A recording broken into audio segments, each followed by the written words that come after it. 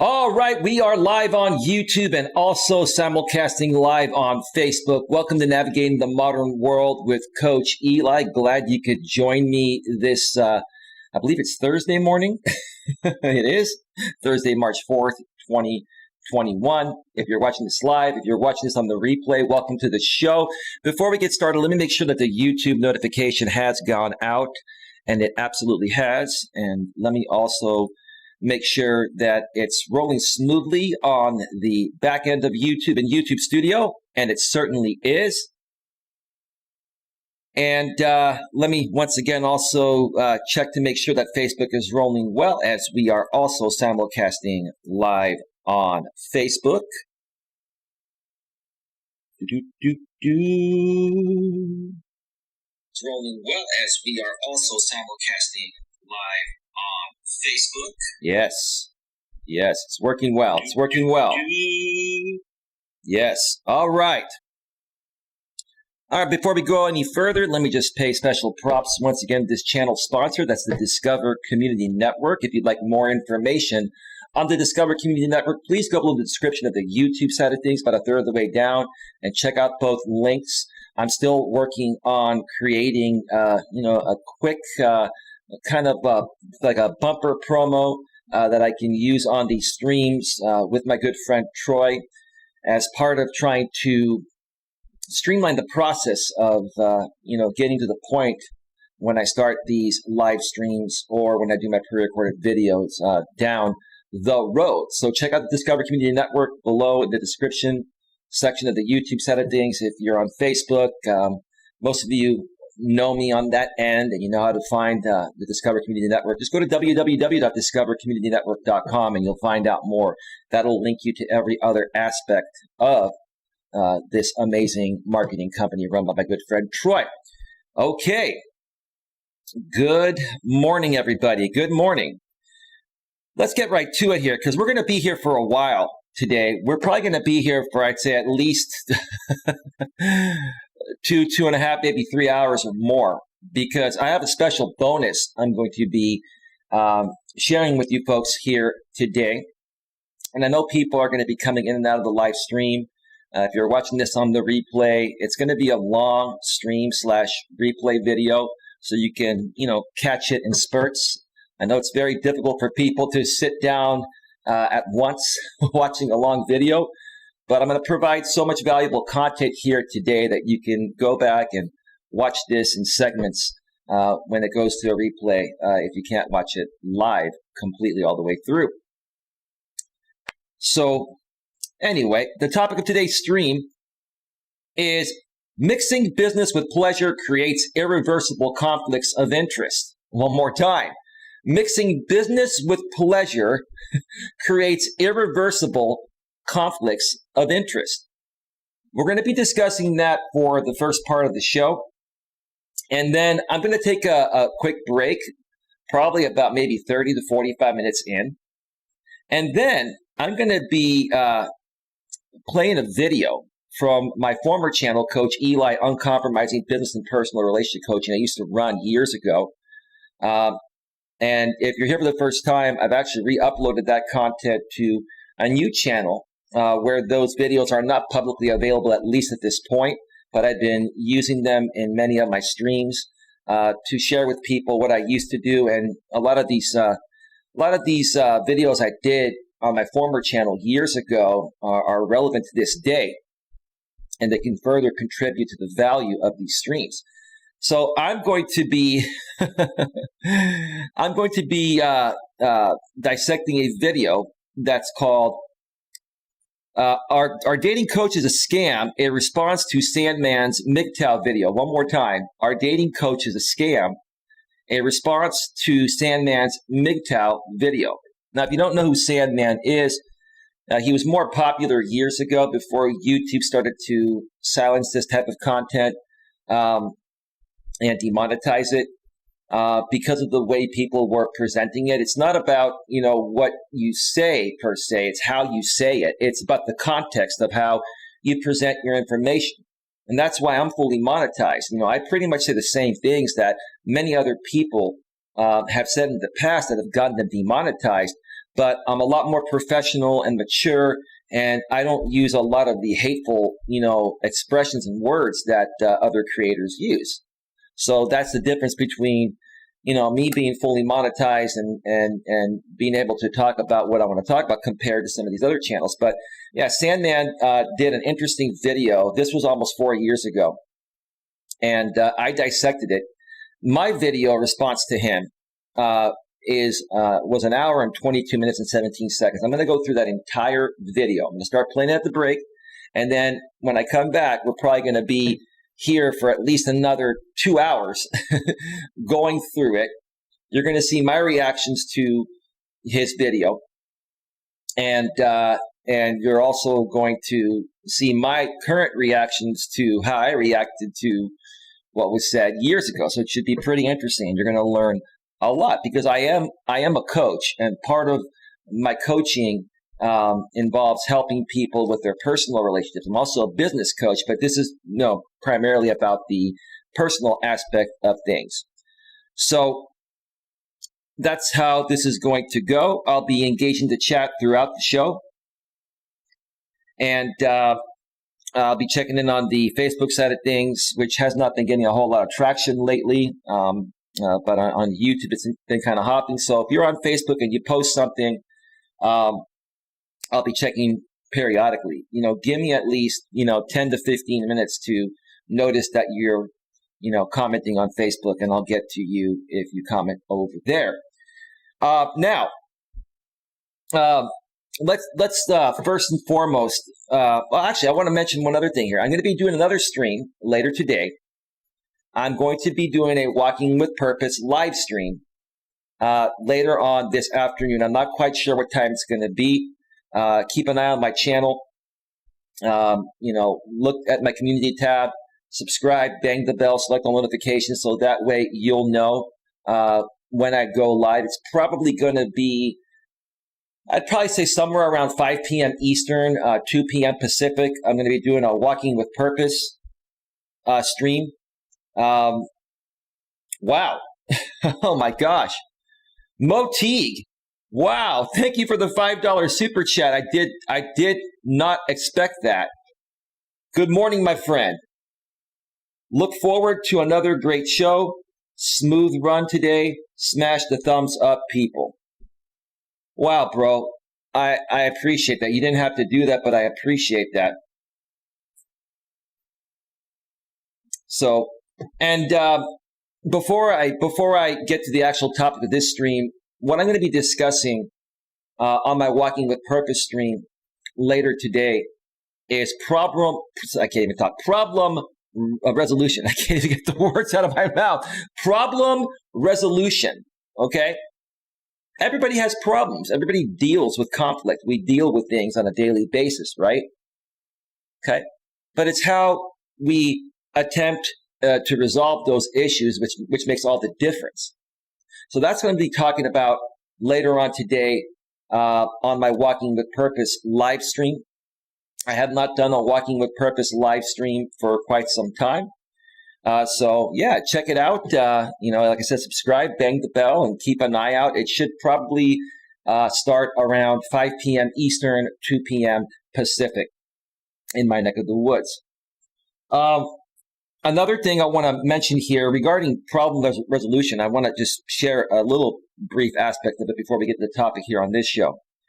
I had some issues yesterday, and I did 3 different streams because of those issues. If you want to check out part 1 and part 2, you're going to want to go over to A Grip on Life 2, which is my backup channel, A Grip on Life 2 Uncensored Live Streams. I explain more about that. Then part 3 is actually on this channel here, the video, the live stream replay before this live stream. So check that out if you want to find out more about what happened. But basically what happened was I had people coming into my chat that were changing their channel icons to display things that, should not have been displayed. And because I screen record the chat, it would show that channel icon image on my screen here off to the right, as you see over there, right? As you see, let me just turn this way. As you see, like right over here, right? So here's the thing. I solved the problem. As you notice on my screen, I'm showing the chat, but it no longer shows the channel icons. So it should no longer be an issue. It was a quick change of the script in open broadcast software. I was thinking to myself, what should I do to resolve this issue? One of my subscribers told me that I should just turn off the chat on the screen and not use it. And another subscriber said, I enjoy watching your replays when I can't watch you live and watching it on my TV. And it's real easy to read the chat on the screen as, you're running your shows. And yeah, I like to watch a lot of, live stream replays on my smart TV, right? And when people display the chat on the screen, it's a lot easier to see it right there off to the side like I show it than to always look at your phone. You can relax more, right? And so there's a script out there that you can use to display chats on your screen. And it was one simple line to add onto the script. It removed the picture of the channel icon, which is not necessary. As long as people can read the name of the channel and can read, the text, that's all that matters. Mo Teague is like, that's smart, huh? You like that, Mo, huh? It's all about problem solving, bro. Problem resolution, right? There's a solution to everything. There's a solution to all aspects in life if people, want to resolve the issue, okay? There's always a solution if you take the time to think about it, right? And I was just like thinking to myself, I'm like, this script program that's available, by an easy Google search, Chat V2 for YouTube. You can go there and click what you want to display on your screen. You select whether the images want to be shown. You select what colors want to be displayed, what fonts you want to use, right? What, all that, right? And then once you're done making the selections, it gives you a code. You just paste that code into your open broadcast software or whatever software program you use, and it displays the chat in the way you want it displayed. So there's that. That's one example of problem resolution or problem solving. And I'll be sharing more about that on my Walking with Purpose stream later on this early evening if you're on the East Coast, or early afternoon if you're on the West Coast. Now, let me get to the chat here, and we're going to start talking about the topic. Mixing business with pleasure creates irreversible conflicts of interest. Folks, you can also ask any other questions that don't even, have anything to do with the topic throughout my streams. And I will answer them as quickly and best as possible. I want to try to stay focused on the topic as much as possible. If I need to do a separate stream and create a special show regarding something that you may ask that deserves more attention than I can give you right now, I will do that at a later date. But let's go through the chat and let's see what's going on here. Bill Bradford says, morning, Bill. Yes, it's been a quick week so far. Bill says, how's things with you hosts? Going quite well, bro. It's doing quite well. Thank you so much for being here. Good morning to you. I had a good day yesterday. I made an appearance on another live stream.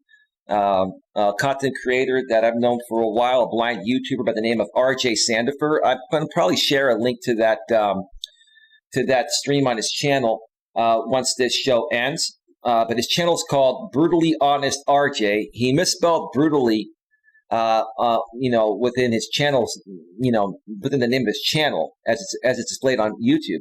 But it's spelled BRUTALY space HONEST space RJ. If you want to search for that, you'll find his channel, and then you'll see, his latest stream. Unless he goes live, sometime this morning, you'll see the stream that was titled with my name. I was on his show for, I guess, a little over an hour or so, and we were just discussing a bunch of things involving my community and some other communities I used to be a part of. And if you've been following my story for a while and you're interested in that, go ahead and check it out. It's a pretty good interview.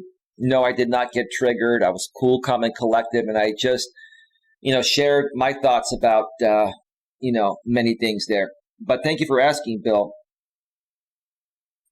Mike on the fly. Good morning. Good morning, Mike on the fly. Welcome to the show. Searching for relevance. I'm assuming you're a sock account, but as long as you follow the rules, that's fine. And that's another thing I want to talk about very quickly, folks, is that, a lot of people, and I've heard from other channels and other creators, we have moles in Eli's chat and stuff like that. We have sock accounts there. Okay, that's great. Everybody does that. Every YouTuber goes through that, right? How am I supposed to handle that? Am I supposed to question every single person that comes onto my streams that they're a sock account? I mean, if it's blatantly obvious, I'll call it out. Like the account searching for relevance. I talk a lot about that, and the people that don't like my content are the types of people that would create an account like that. Somebody that's actually searching for relevance would not create an account saying searching for relevance. That's a trollish type of account. But as long as you're, civil, searching for relevance will keep you around. But here's the thing, I'm not going to sit here and accuse everyone of being a troll. If people want to play games and pretend to be, somebody they're not, and as long as they're civil, they can stick around. But once they, they blow it by saying something stupid and we figure out who they are, we're just going to ban them. I mean, how else are you supposed to handle that, right?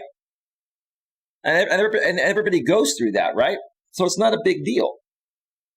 Thank you for being here, searching for relevance. Once again, Moteague, thank you again for the $5 super chat. I greatly appreciate it. Good morning to you as well, and I'm glad that you're looking forward to another great show.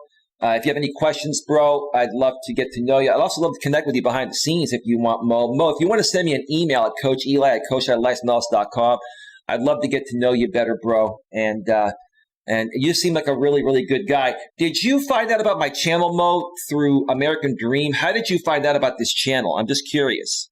What community are you a part of? I'm just kind of curious because you seem like a good guy. I think you're a guy, right? If you're a gal, my apologies, but you seem like a good person. So thank you. Searching for relevance. I'm only looking for help with my business, not personal stuff. If you can help me. Well, what are your questions? Searching for relevance. Just know, searching for relevance, I'm assuming you're a sock account from the other side of things, right? So ask your questions. If they make sense, I'll answer them. And if you're trolling, we're just going to ban you, bro. I mean, that's just the way it goes, right? Mike on the fly, do you have Facebook fan page? And I added you on Facebook as well. Well, Mike on the fly, I don't know who you are, and I don't connect on my personal Facebook page with anyone that I don't know, because it's an easy way for people to go through my Facebook and make content out of it like they've done in the past. But you got to tell me a little bit more about who you are. I do have a Facebook business page. It's called Coach Eli, Uncompromising Business and Personal Relationship Coaching. Just search for Coach Eli on Facebook, and you should be able to find it. And I basically just share my live streams on that page, but I share the Facebook link because I'm also simulcasting live on Facebook. So for right now on my Facebook business page, you're not going to really get a whole lot. Maybe down the road I'll put more there.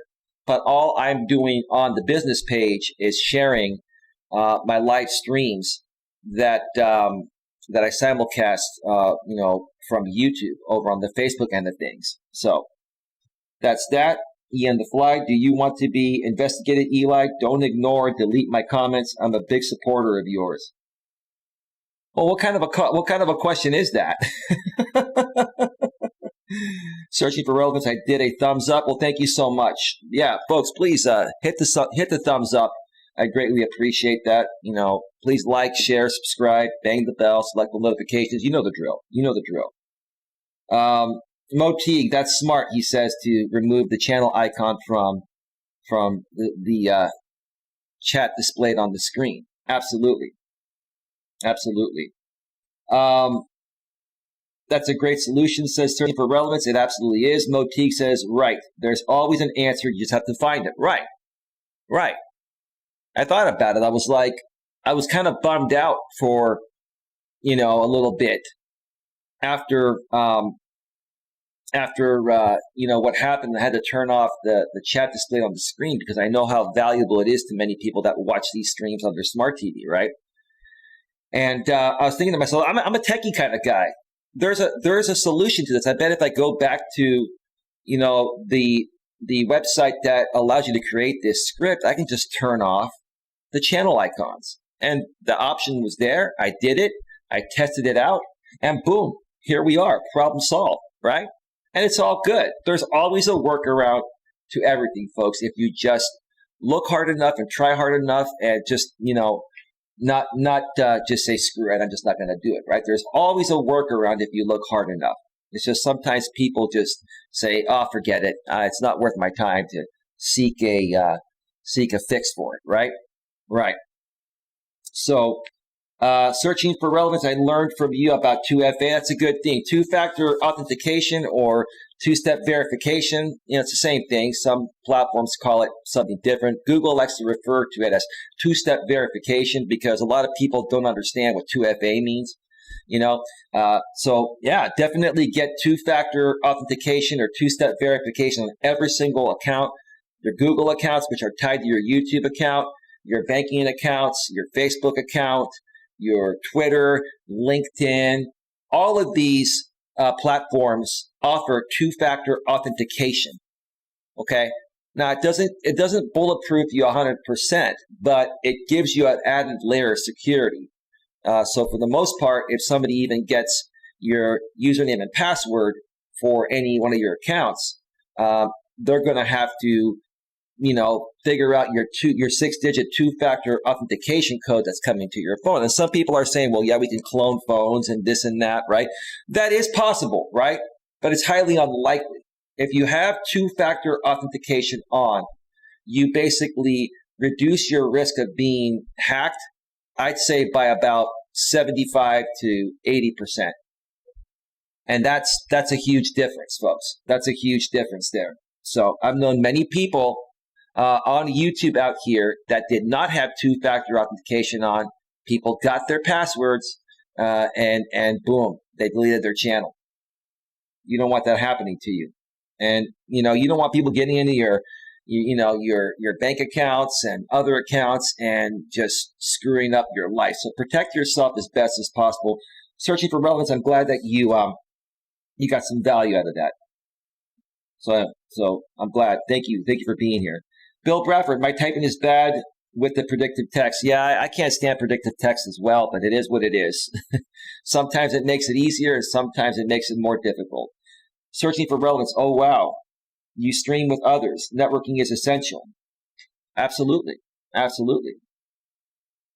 Please don't question me, says Searching for Relevance. I'm not trying to question you, dude, but for people that tell me not to question them, they're typically trolling. They're trying to trigger me. It's not going to work. Honesty is lost on YouTube, says Searching for Relevance. Well, honesty's been lost everywhere, on and off of YouTube. But what YouTube does is it just amplifies everything times 10 because we're on this platform of 2 billion people, and we're hiding behind a username or behind our computers, and it's not real life. A lot of the things that people do out here on YouTube and other social media platforms, they would not do in real life. So, as long as you can understand that and have a tolerance and just ignore it and move on, it's not a big deal. You have to have thick skin if you're going to be on YouTube. And even if you have thick skin in real life, coming out on YouTube, you have to toughen up your already thick skin that you have in your real life times 10. Because it's a digital platform and people are going to come at you from everywhere. It happens to everybody. Let's see. Number one pool player. Good morning. Good morning. Thank you for being here. I forgot yesterday, says Mo Teague. Ian Illis. Hashtag stand with Eli. Hashtag Eli the Great. Hashtag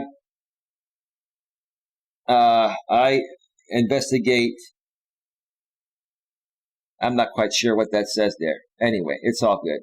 Mo Teague, haha, I told you 3 times on Lewis's stream, but was booted every time. LOL. So once again, I've been on Lewis's for a while. I had to make an account just to chat in the stream.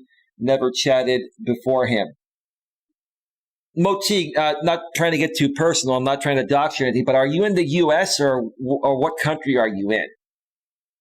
Just curious to know. Ian says we should do a stream together about two-stroke.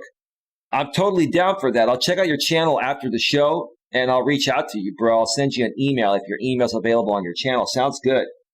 Searching for relevance says, seriously, with COVID, how do you keep business running? Need a workaround. I'm in logistics. Well, do you run your own business or do you work for someone else? I need a little more information, to give you a proper answer. I kind of need to know more of what you do. What type of logistics do you do? Do you run your own business? Do you work for somebody else? Are you business partners with somebody? Just a little more information, and then I can help you figure it out. Oh, okay. Thank you, says Searching for Relevance. Ian says, damn, 27 in the box. Well, it's not a big deal. I'm not even looking at the number. I'm just, just here to talk with you folks and share my thoughts. But thank you for thank you for saying that. That definitely tells me where you came from, because all the new people that are here don't know the in the box phrase, right? So anyway, I keep getting this YouTube is not receiving enough video to maintain smooth streaming. As such, viewers will experience buffering, and it's a false positive. I have a bandwidth meter, and it tells me that my fiber line is working properly. Ian says this stream rules, two-stroke drools. Okay, bro. That's all good. That's all good.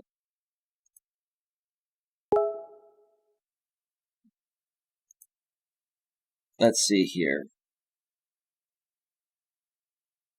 Motig says, dude, question everything. It's a human function. You never get to know anyone without questions. Right. And I'm very, very intuitive. I can pick up trollish behavior by what people say or their names of their channels or their usernames very, very quickly. So it's not a big deal. But yeah, question everything, folks. Ask questions. If people that you ask a lot of questions ask you, well, why are you asking so many questions? It's because they're afraid you're going to figure something out about them that's going to disqualify them, right? And that's a sign for you to run away. If people are not going to answer your questions, then how are you going to get to know them, right? Why would you want to be around someone that you can't get to know because they're not letting you get to know them, right? Okay? Ignore the haters, bro. They just don't know greatness when they see it. Well, that's kind of a trollish thing, bro. I understand that. If you're being honest, bro, that's all good. But thank you. I appreciate that. I know that, bro. I do ignore them. Occasionally I'll talk about stupid things happening as examples of what not to be, but I get it. Let's see here. Searching for relevance. Well, Ian says, Coach, drop a link. Let's get this party popping. Well, I'm not running any panels on this show, bro. I may do some panels down the road, but I'm not going to be bringing anyone on my panels that I haven't gotten to know for a while. It's gotten to the point of out here on YouTube where people are doing stupid things on panels to try to get channels shut down. And I'm a good, clean, monetized channel, so I just don't open up my panels to random people, no disrespect. But yeah, today there's going to be no panel. Let's see. Searching for relevance. Eli, if I can call you that, what has made you the most successful in your life? Sorry, but just intrigued. Oh, okay, I've got to give more personal details. Yeah, well, they don't have to be personal details. Tell me more about, what type of business it is. That's not personal. You don't have to tell me the business name. You can tell me what the business entails. Do you own the business? Are you working for somebody else? I need a little more info so I can help you. If you're working for somebody else, it's different than working for yourself.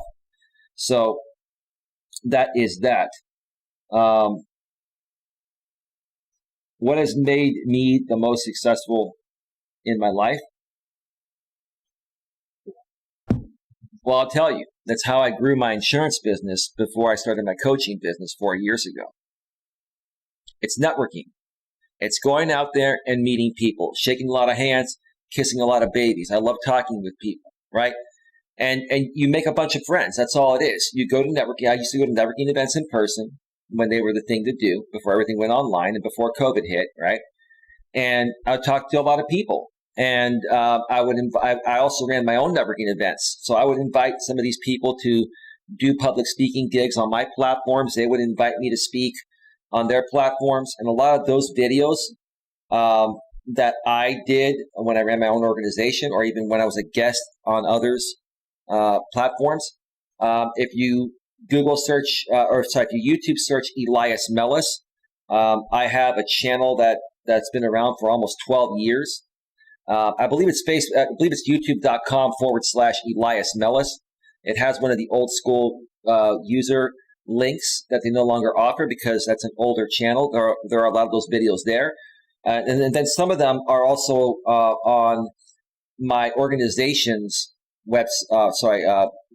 my organization's YouTube page, the Genuine Networking Association. So if you type in Genuine Networking Association, you're going to find that there are more public speaking gigs that I used to do, and other people that would speak on my platform are on there as well. So you can find that a lot more about, how, I built my insurance business after working in the corporate world for quite some time. And then I went to becoming self-employed. It's not about what you know. It's about who you know. And that's another stream I'm going to do at some point. It's not about what you know.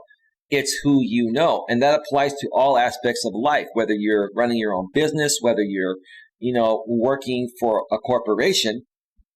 If you have a hiring manager friend that already knows who you are and knows how good of a worker you are, they're more prone to offer you the job you're seeking and pay you what you're worth than someone that doesn't know you, right? So that's what I did, a lot of networking.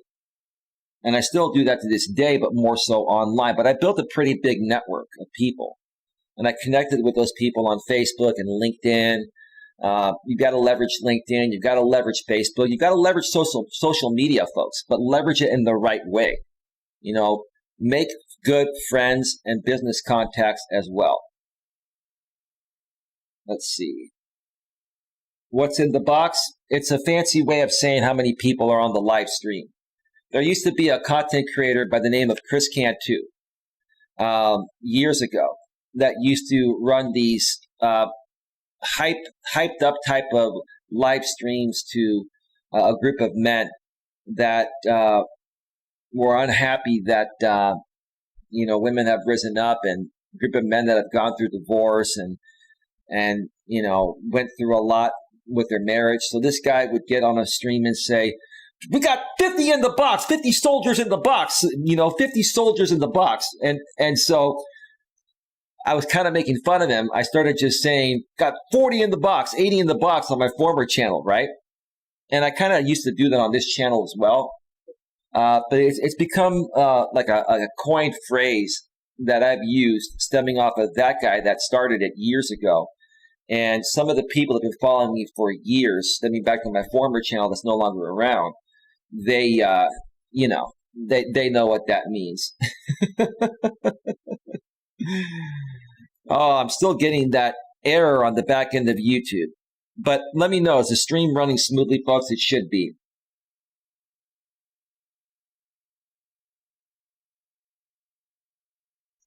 All right, let me approve that. Ian says, check out the following channels: Coach Ian Ellis LLC, Philip Wave Radio with apologies, Australian Ellis. I'll definitely go back and check that out, bro. I appreciate it. I do want to connect with more people that are actually here to, grow a business and to be positive and not, not deal with endless, nonsensical, echo chamberish type of drama. Now the message has gone away. Thank you, YouTube. It's working well. My fiber line works well. Don't give me false positives on the back end of YouTube Studio, YouTube. All right. Let's see here. Ian says it means in the chat. That's right. Well, the chat is a box. If you look at the chat on YouTube, it's kind of like a box, right? So that's why this dude, Chris Cantu, used to say, "We got 50 soldiers, 100 soldiers in the box," right? So that's where that phrase came from.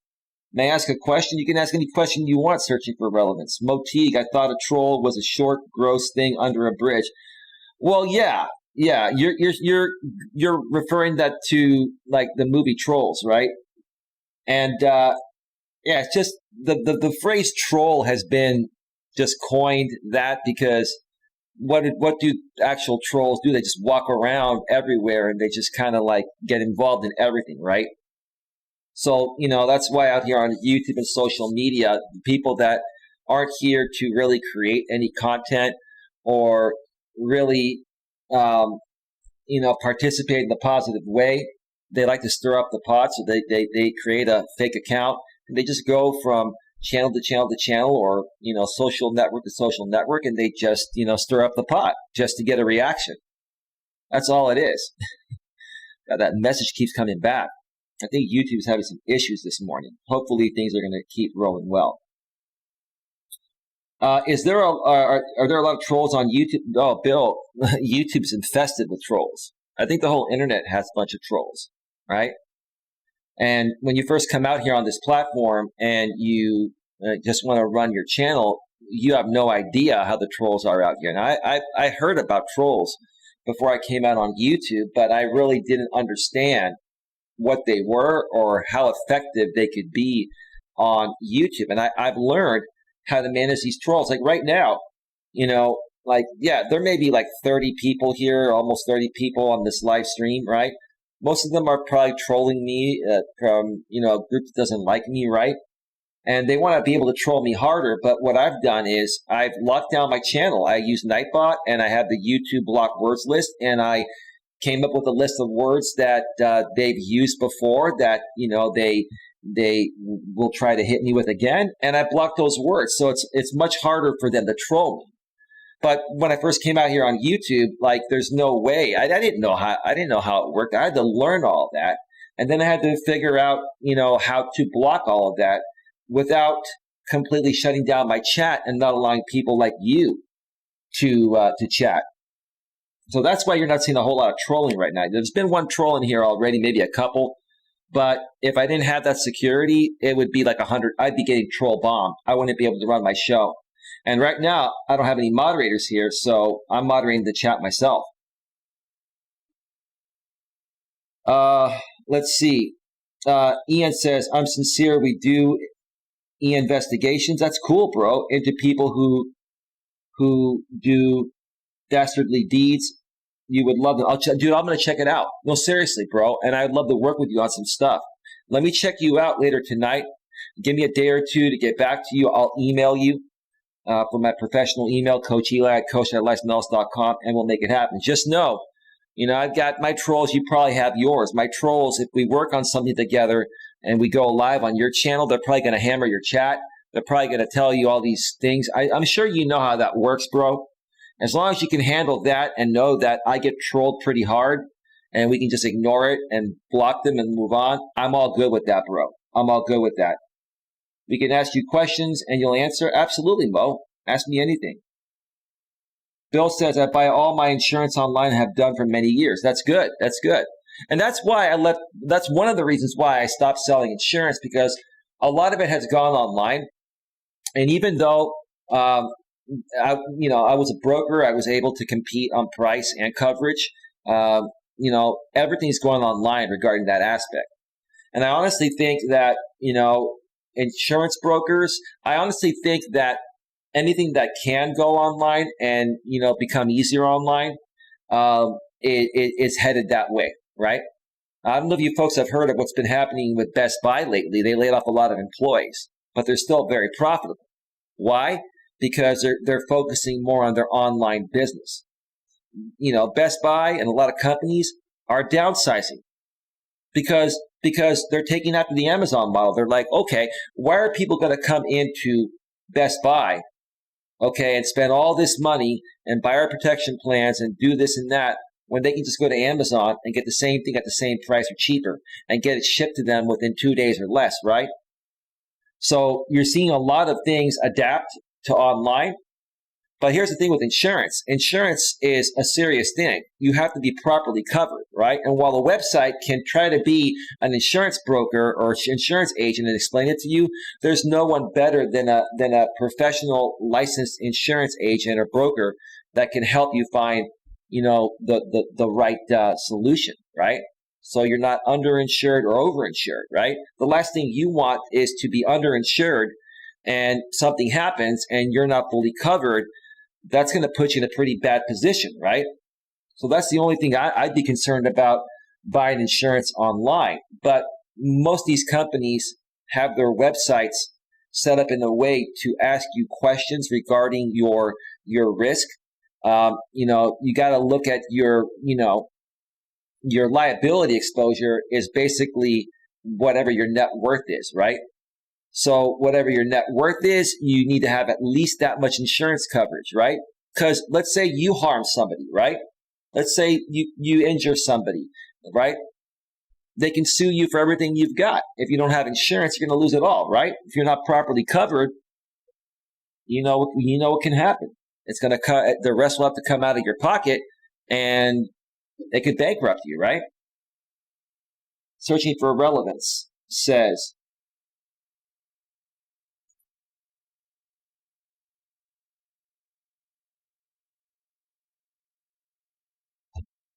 all right, let me check this out real quick.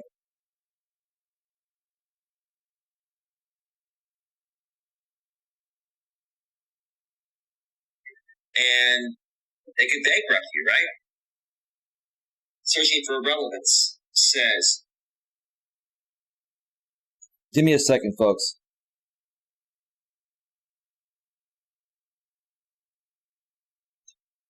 All right, let me check this out real quick.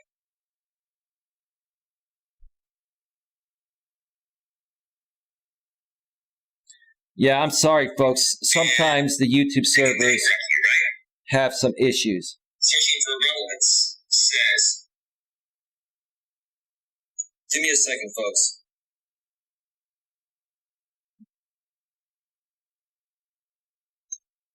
All right. Check this out real quick.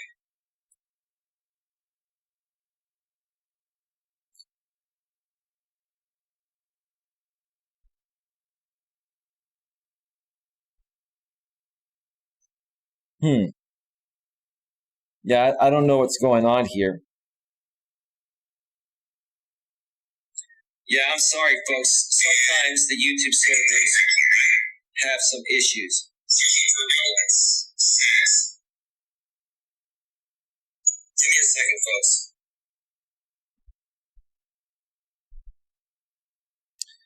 Yeah, there's something going on in the back end. YouTube is not receiving enough video to maintain smooth streaming. I mean, my bandwidth is working perfectly. I'm not quite sure what's going on. Let me see. Let me go ahead and refresh this. I'm sorry, folks. My apologies. My apologies. It's not my PC, bro. It's not my PC. It's the YouTube server. Okay, I should be back live. Let me just make sure. It's not my PC. It's the YouTube server. I should be back live in a second here. Okay, I should be back live. Let me just make sure.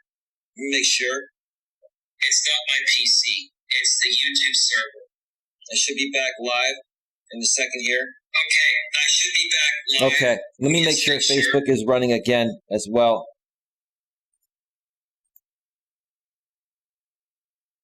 Give me a second here, folks. We should be good. I apologize for that.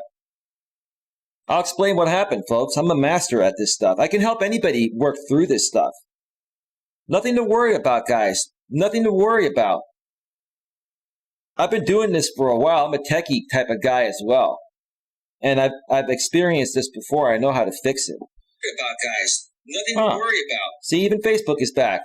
Check it out. I've been doing this for a while. I'm a techie type of guy as well. And I've experienced this before. I know how to fix it. So let me tell you what happened, guys. Let me make sure it's still working on YouTube. For a while, I'm a techie type of guy as well. And I've experienced this before. I know how to fix it. Yep. About, guys. Nothing to worry about. See? So let me tell you what happens, guys. Sometimes in the middle of the night or early morning, the YouTube servers are slammed. They're flooded.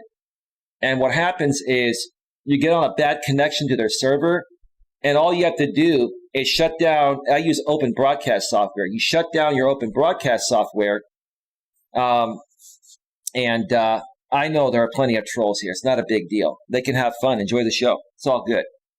All you do is you shut down your OBS or any streaming software you use and you restart it, right? Now, here's the thing. You have to set up your streams, whether you're on Facebook or YouTube, to not automatically end the stream if you lose the connection to the server, okay?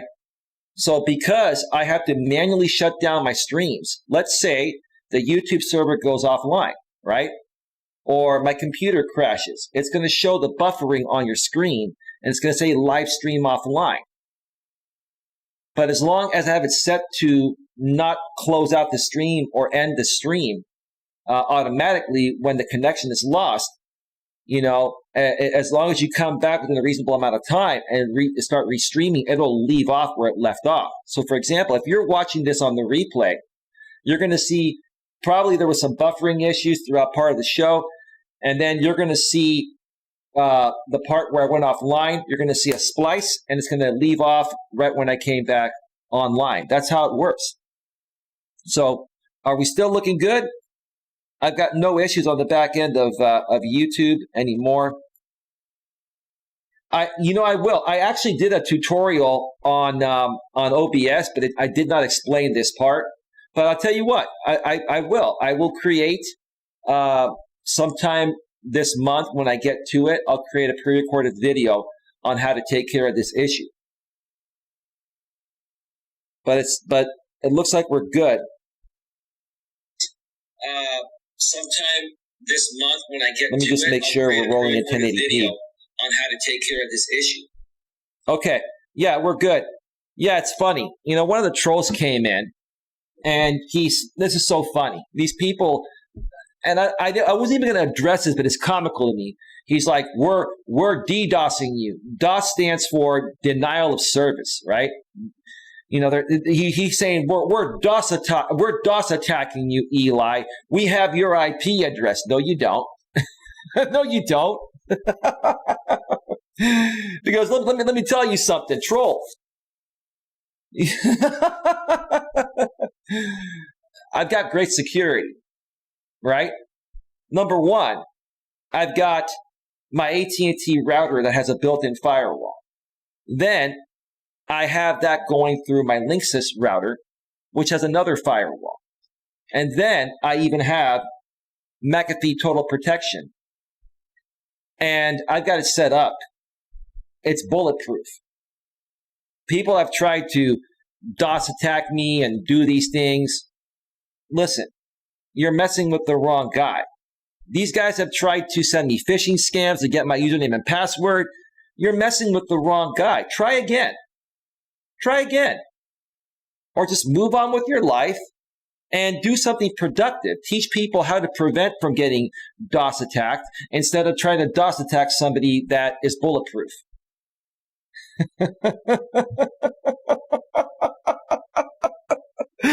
Oh, man, it's funny, man. Part of the funny aspect of being a coach out here is seeing what people do, seeing their behavior. Like I've learned a lot about human behavior in my life. I'm fascinated by human behavior. Is that what happened with Lewis? No, Lewis did not get DOS attacked. Lewis just has a crappy internet connection, or he's probably using Wi-Fi, and he's probably so far away from his router that he's losing the signal. See, I'm hardwired into Ethernet, and I strongly suggest people that live stream hardwire into Ethernet if you can.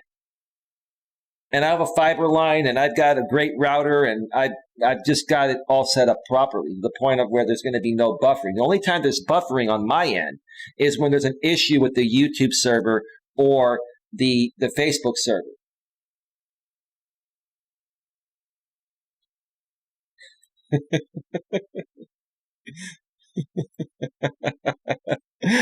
We had a suck count come in. Can 2 super fan. Thanks for stopping by. Have a nice day. All right, let me continue with the questions here.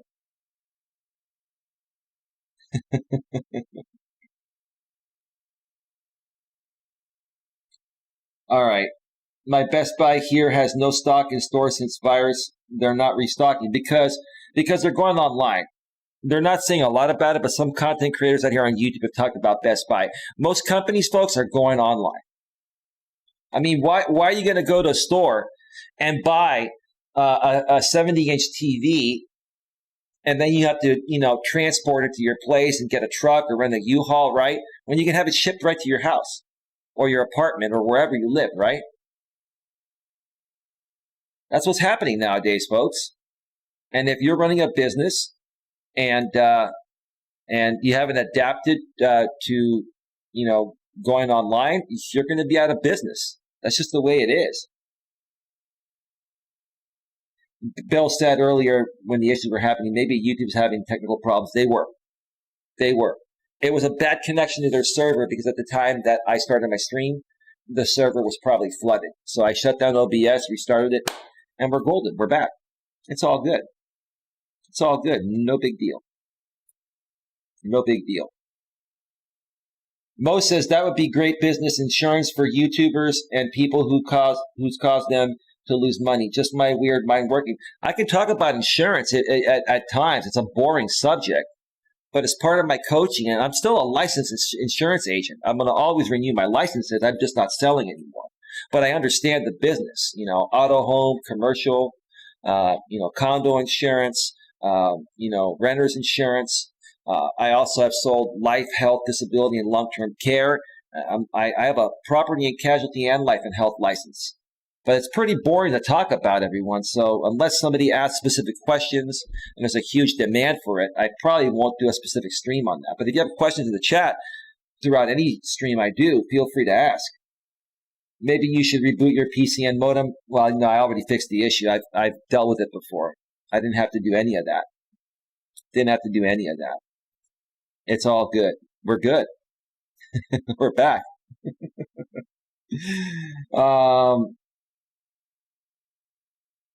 Let me see. I'm scrolling through all the messages where the issues were happening. Motique says, YouTube police playing with you. It's all good. Releasing Sesame thing over.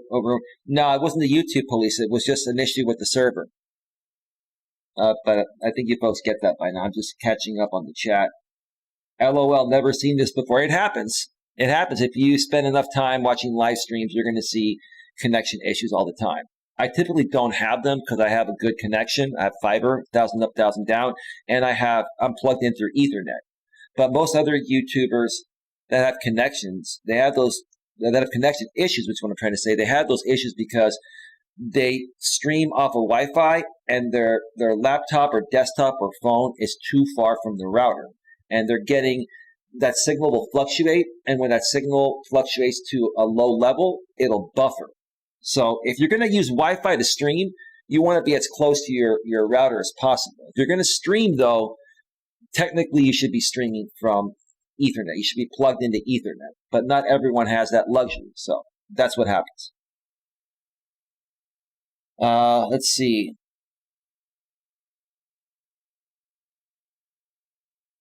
Wow, you're back. Seems okay now. Yep, you're here, back. You should make a tutorial about this. Yep, good. I like tech. I play with a lot. Me too. Are you back? Yes, I am. Let me see here.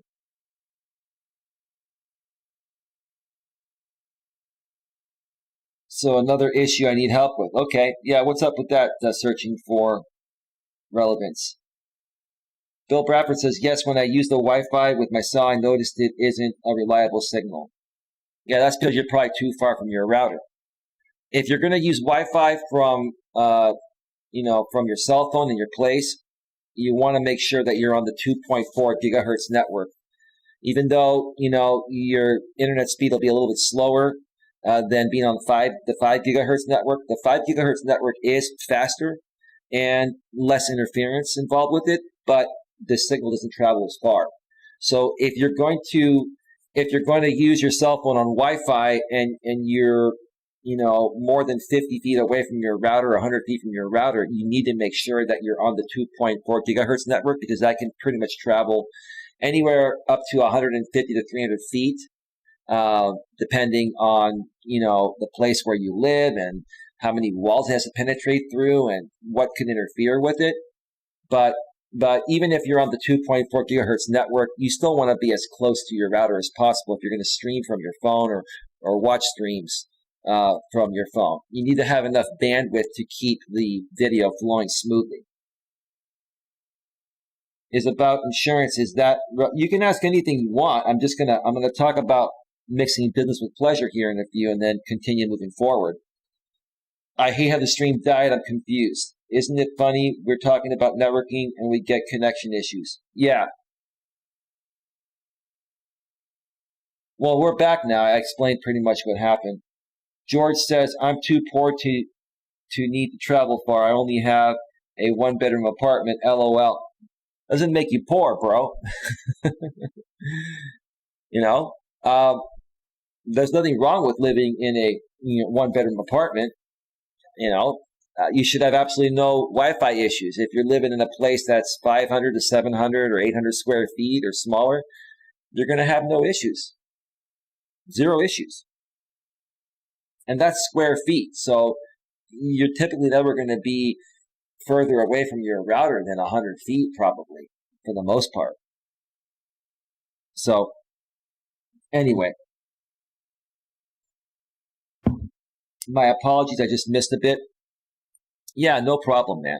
No problem. I'm curious to see how the replay is going to turn out, but I'm not worried because more people get value being here live. Mo T, you have a roof over your head. You're blessed.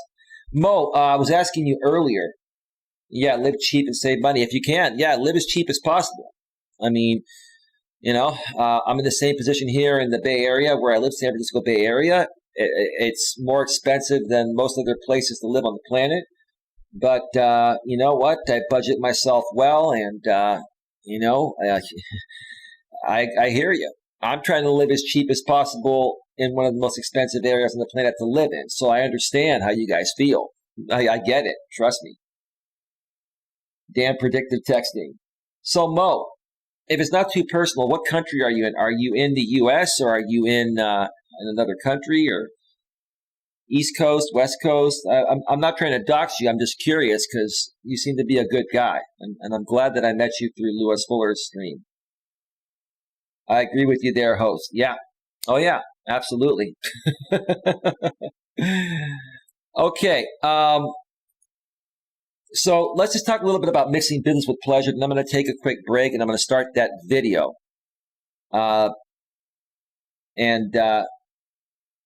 That video is titled, Our Dating Coach is a Scam, a Response to Sandman's MGTOW videos. Or video, sorry. It's going to be a long one. We're going to be here for a while. And you can ask any other questions besides, when I get to that part of the show as well. So, we can talk about any type of, coaching topics, business or personal. All right. So I like how clean the chat looks now without those images, without the channel icons there. All right. So mixing business with pleasure creates irreversible conflicts of interest. What does this mean? I was going to go into more detail regarding it, but I'm going to give you a basic synopsis because I want to move the show along because it's been long enough already. We've had a lot of questions. We've been here for an hour already, and I got to use the restroom in a few. But here's the thing, folks. When you mix business with pleasure, you put yourself in a situation that may cost you something, such as your job, for example. If you're working in the corporate world and you are a male manager and you have a female subordinate that reports to you, right? And let's say, something happens and you two just start getting along and you start to get feelings for each other, right? And let's say you as the male manager asks the female subordinate out, right? Let's say you're like 35 and she's 25 or 27, and you're like, cool, this younger woman's attracted to me, likes me, right? And let's say you start dating her, right? Okay. That's mixing business with pleasure. And that creates a conflict of interest as well, because you have to treat her the same way you treat other employees. And if you're dating someone and they do something wrong and you don't reprimand them in the same ways you'd reprimand another employee, the other employees are going to see that and they're going to see you as favoring her, right? But at the same time, if you're dating her and then you have to reprimand her because you're her boss and her boyfriend, right? It's a conflict of interest. She's not going to like that. She's going to be like, come on, babe.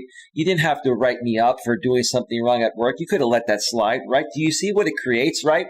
And then the further thing that it can cause is, let's say that he has to fire his girlfriend for not doing her job, right? What if he has to fire her, right? Or what if she's trying to get a promotion and he doesn't promote her? And then she goes to human resources and says, well, I'm not getting promoted because, my direct report is sexually harassing me, when he's actually dating you, ma'am, right? Do you see the world of, and I'm trying to keep this clean, the world of dog doo-doo you put yourself in when you do that?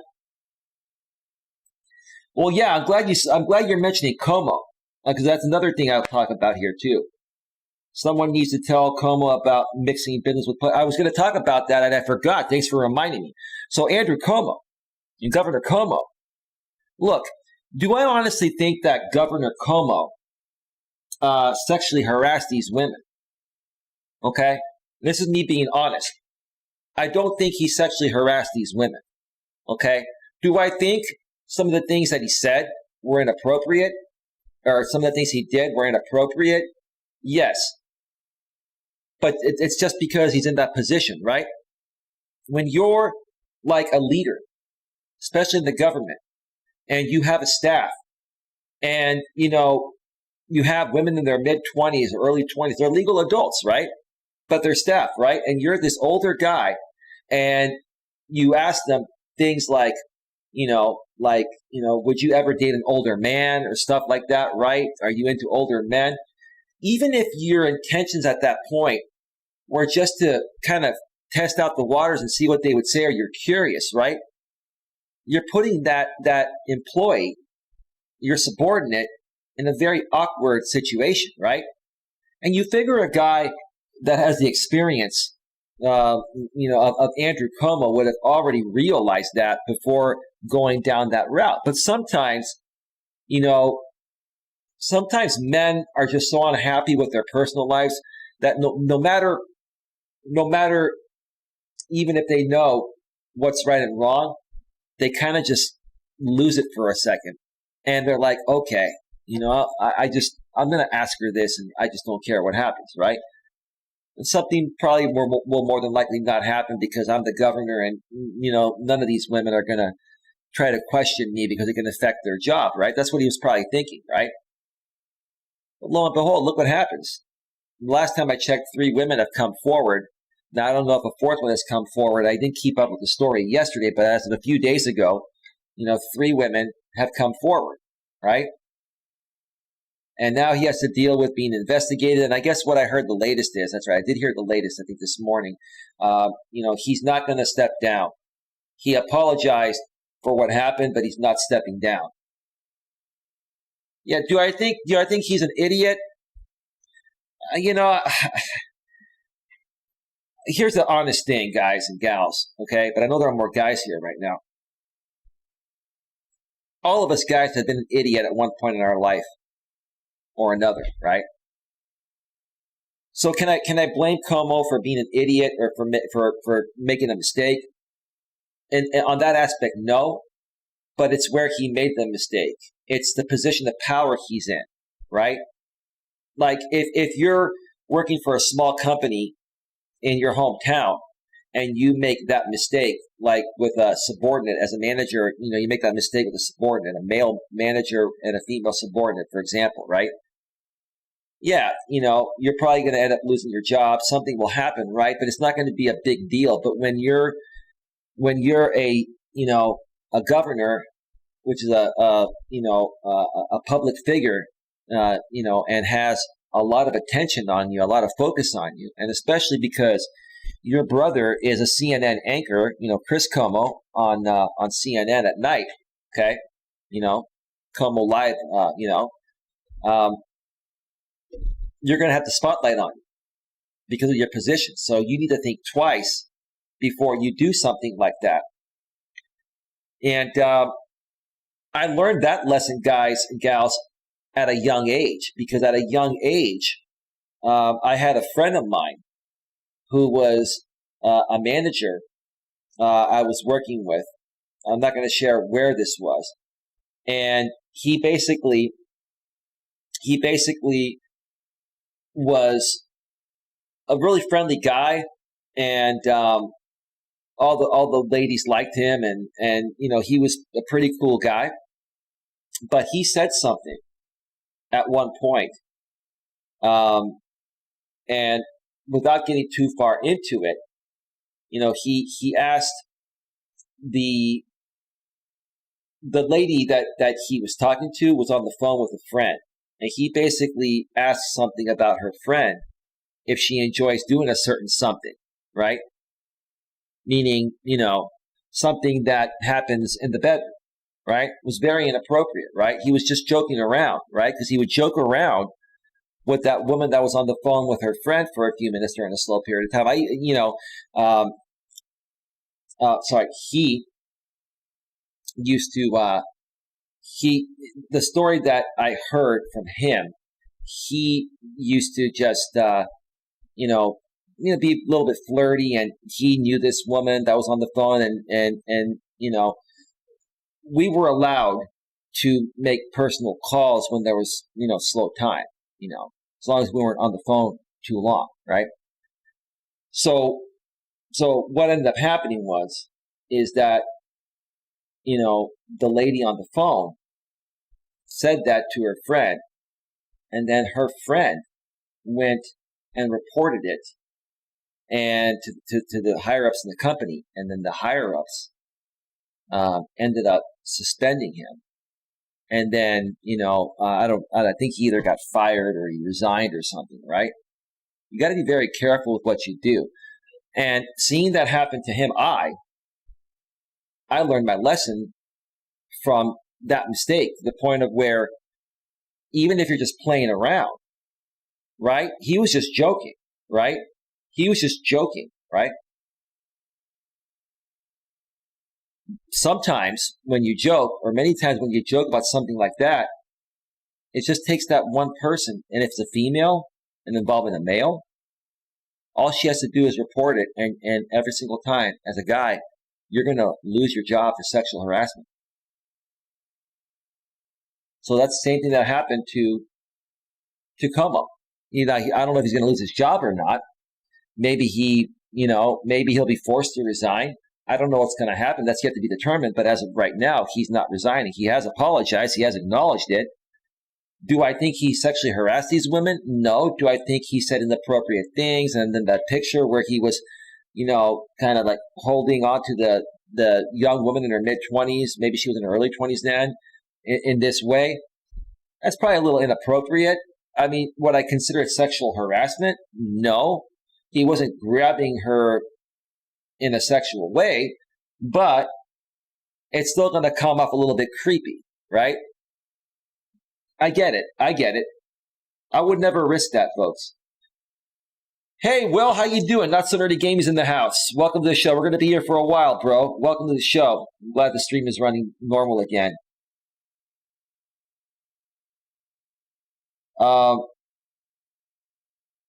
Have you ever mixed business and pleasure at work? Never. I've never dated anybody that I've worked with, and I never will. You know why? I'll tell you why. This is another thing I wanted to talk about. It's because, here's the thing.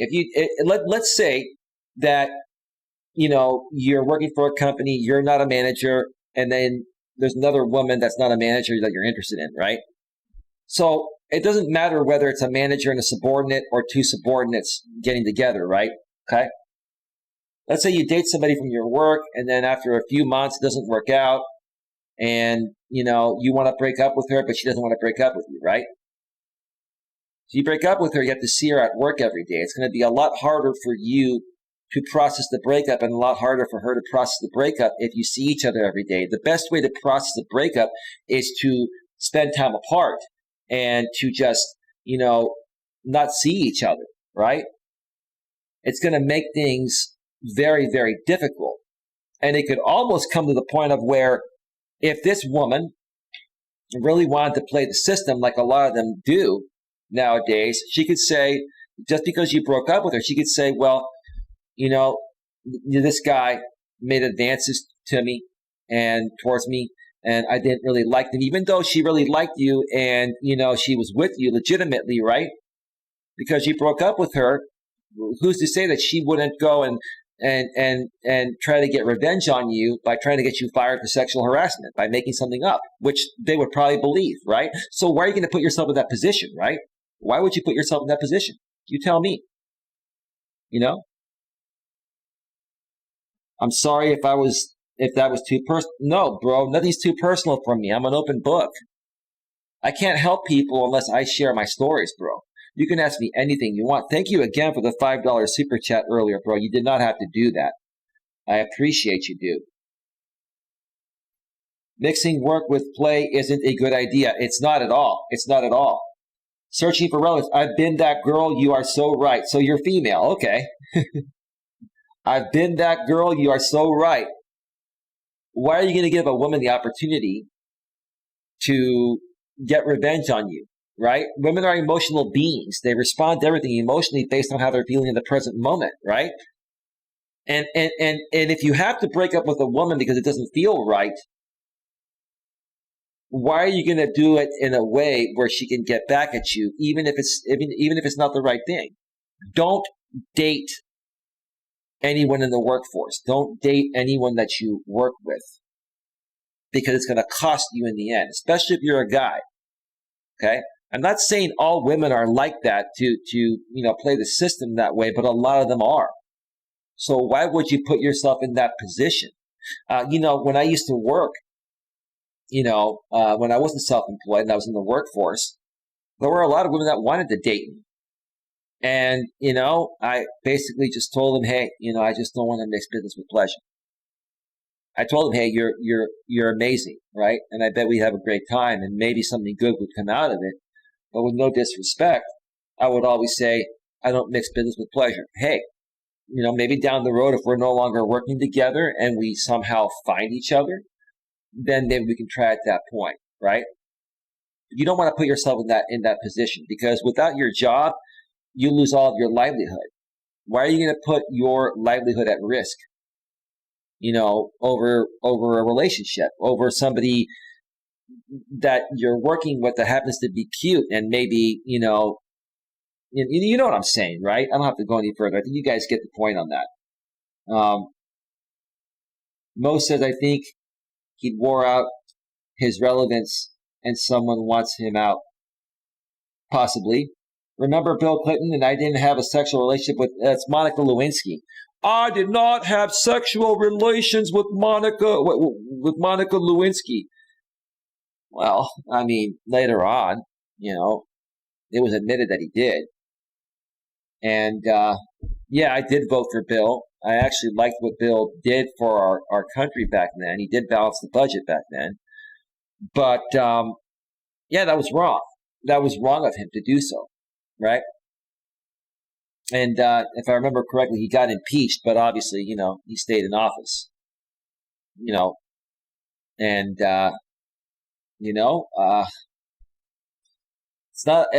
it's not a good way to lead by example, doing that as the president.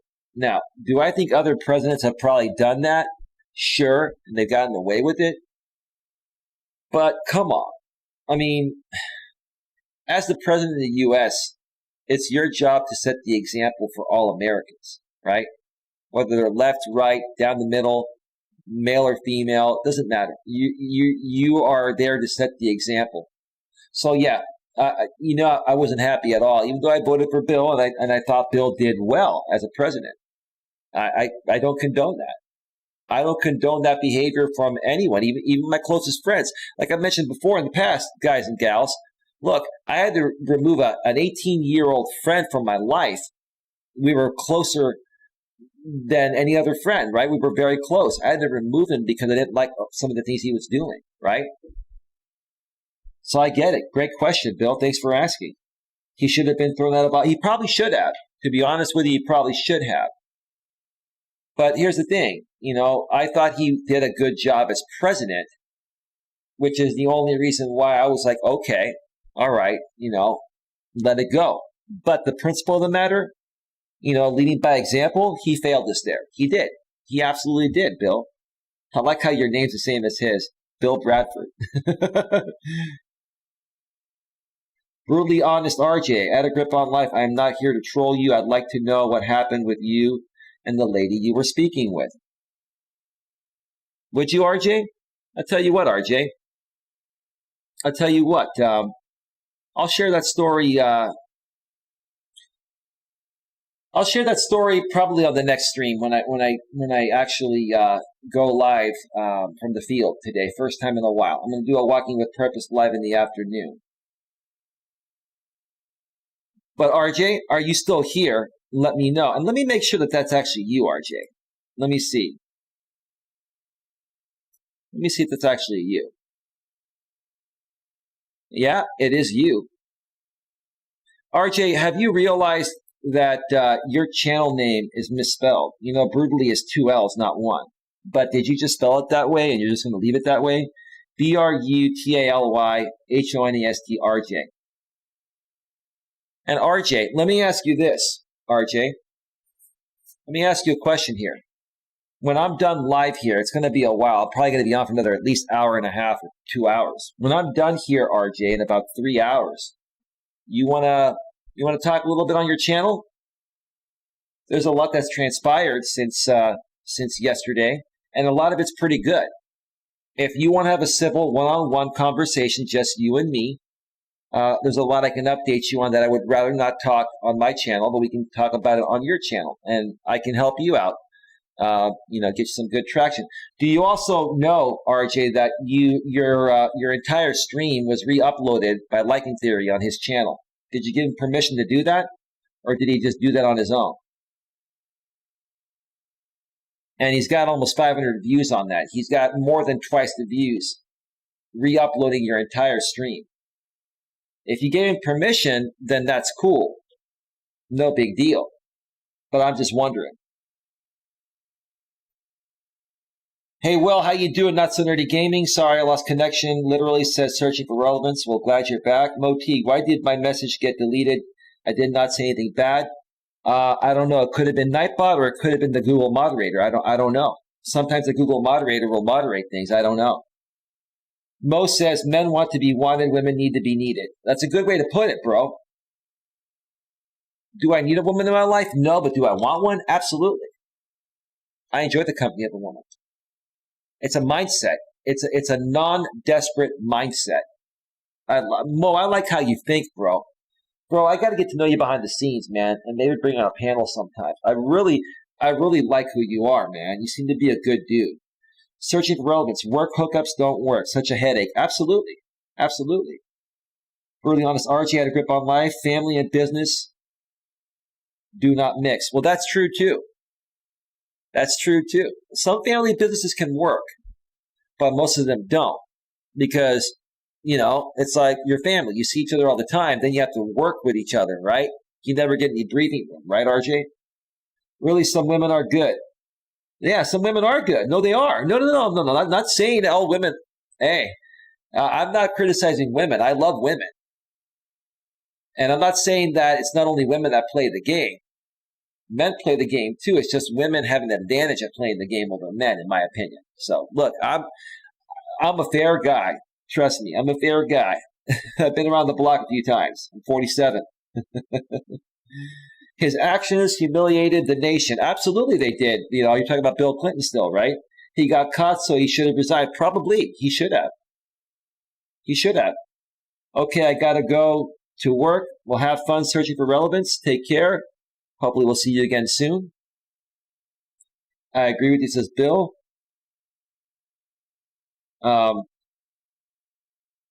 RJ says, I'd like to do that on my channel. Well, RJ, like I said, I'm going to take a quick break here in a second. Then I'm going to be on for at least another hour and a half or 2 hours.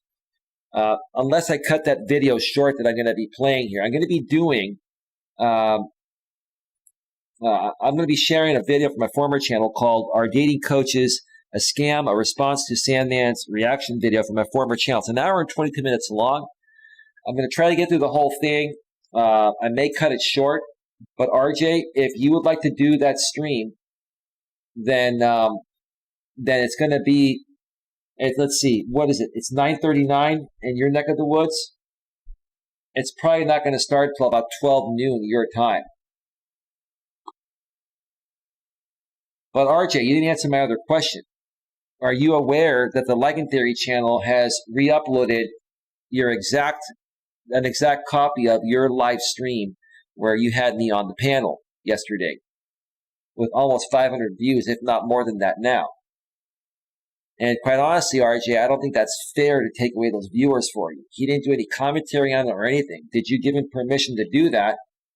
You have a great day as well, searching for relevance. Thank you for being here. Did you give him permission to do that? And if you did, that's fine. That's up to you. I did email you, RJ, and I'm not sure if you got my email this morning. Let me see if you did. Let me see if you even got back to me.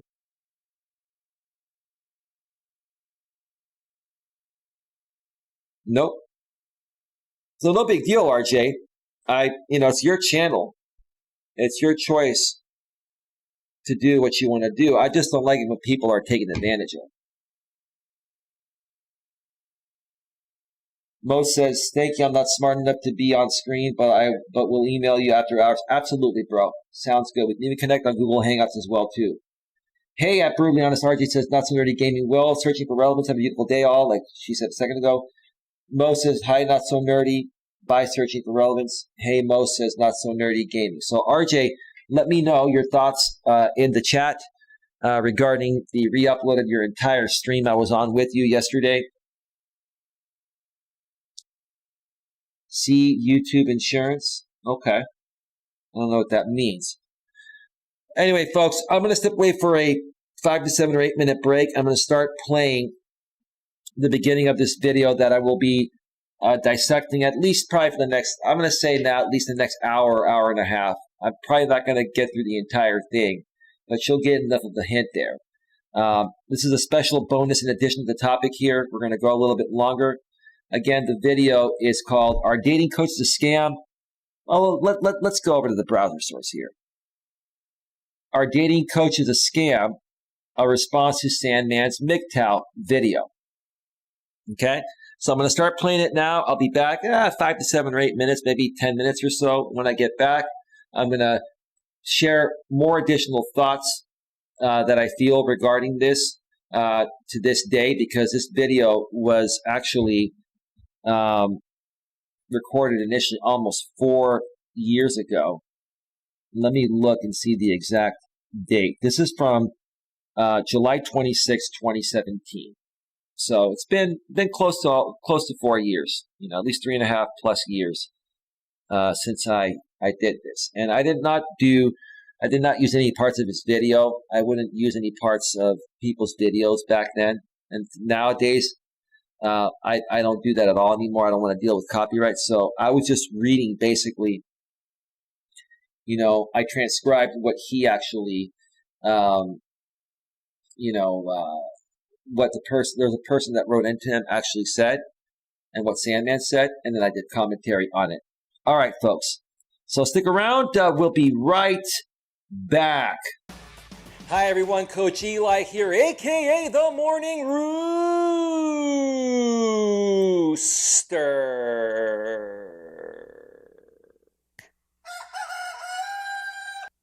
And I am here to wake you up so that you have the absolute best possible shot of accomplishing whatever it is that your heart desires. Welcome back once again to another very exciting and extremely informative episode of my Video Relationship Sanctuary series. And today is the day that you've all been waiting for. I am going to be creating a very special video right now that is responding to a video that another YouTuber put out by the name of Sandman. And for those of you that don't know who Sandman is, he runs what's called a MGTOW channel. And if you haven't heard of MGTOW yet, I've done some other videos within my Fundamentals series. You can check those out and find out more about what it is. But the brief way to explain MGTOW is to say what it stands for.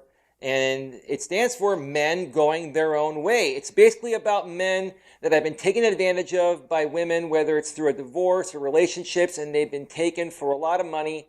And they're frustrated, so they've decided to go their own way. It's basically also a movement that's rebutting the way a lot of women are acting nowadays. A lot of women are acting in ways such as being called feminists, for example. Women are acting more like men, and they're trying to say, hey, we need to be equal such as men, so we need to act like men. And it's kind of throwing off the sexual polarity, yada, yada, yada. But the whole point of the matter is it's a big community of men out there that are rebutting the women's movement or the feminist movement, in my opinion there, okay? But there are a lot of misconceptions, especially within this video that Sandman has created. And I'm going to dissect that video very thoroughly here. This video is probably going to be a little over an hour long. So if you don't have the patience to look at my face for an hour, you can multitask and listen to the audio in the background.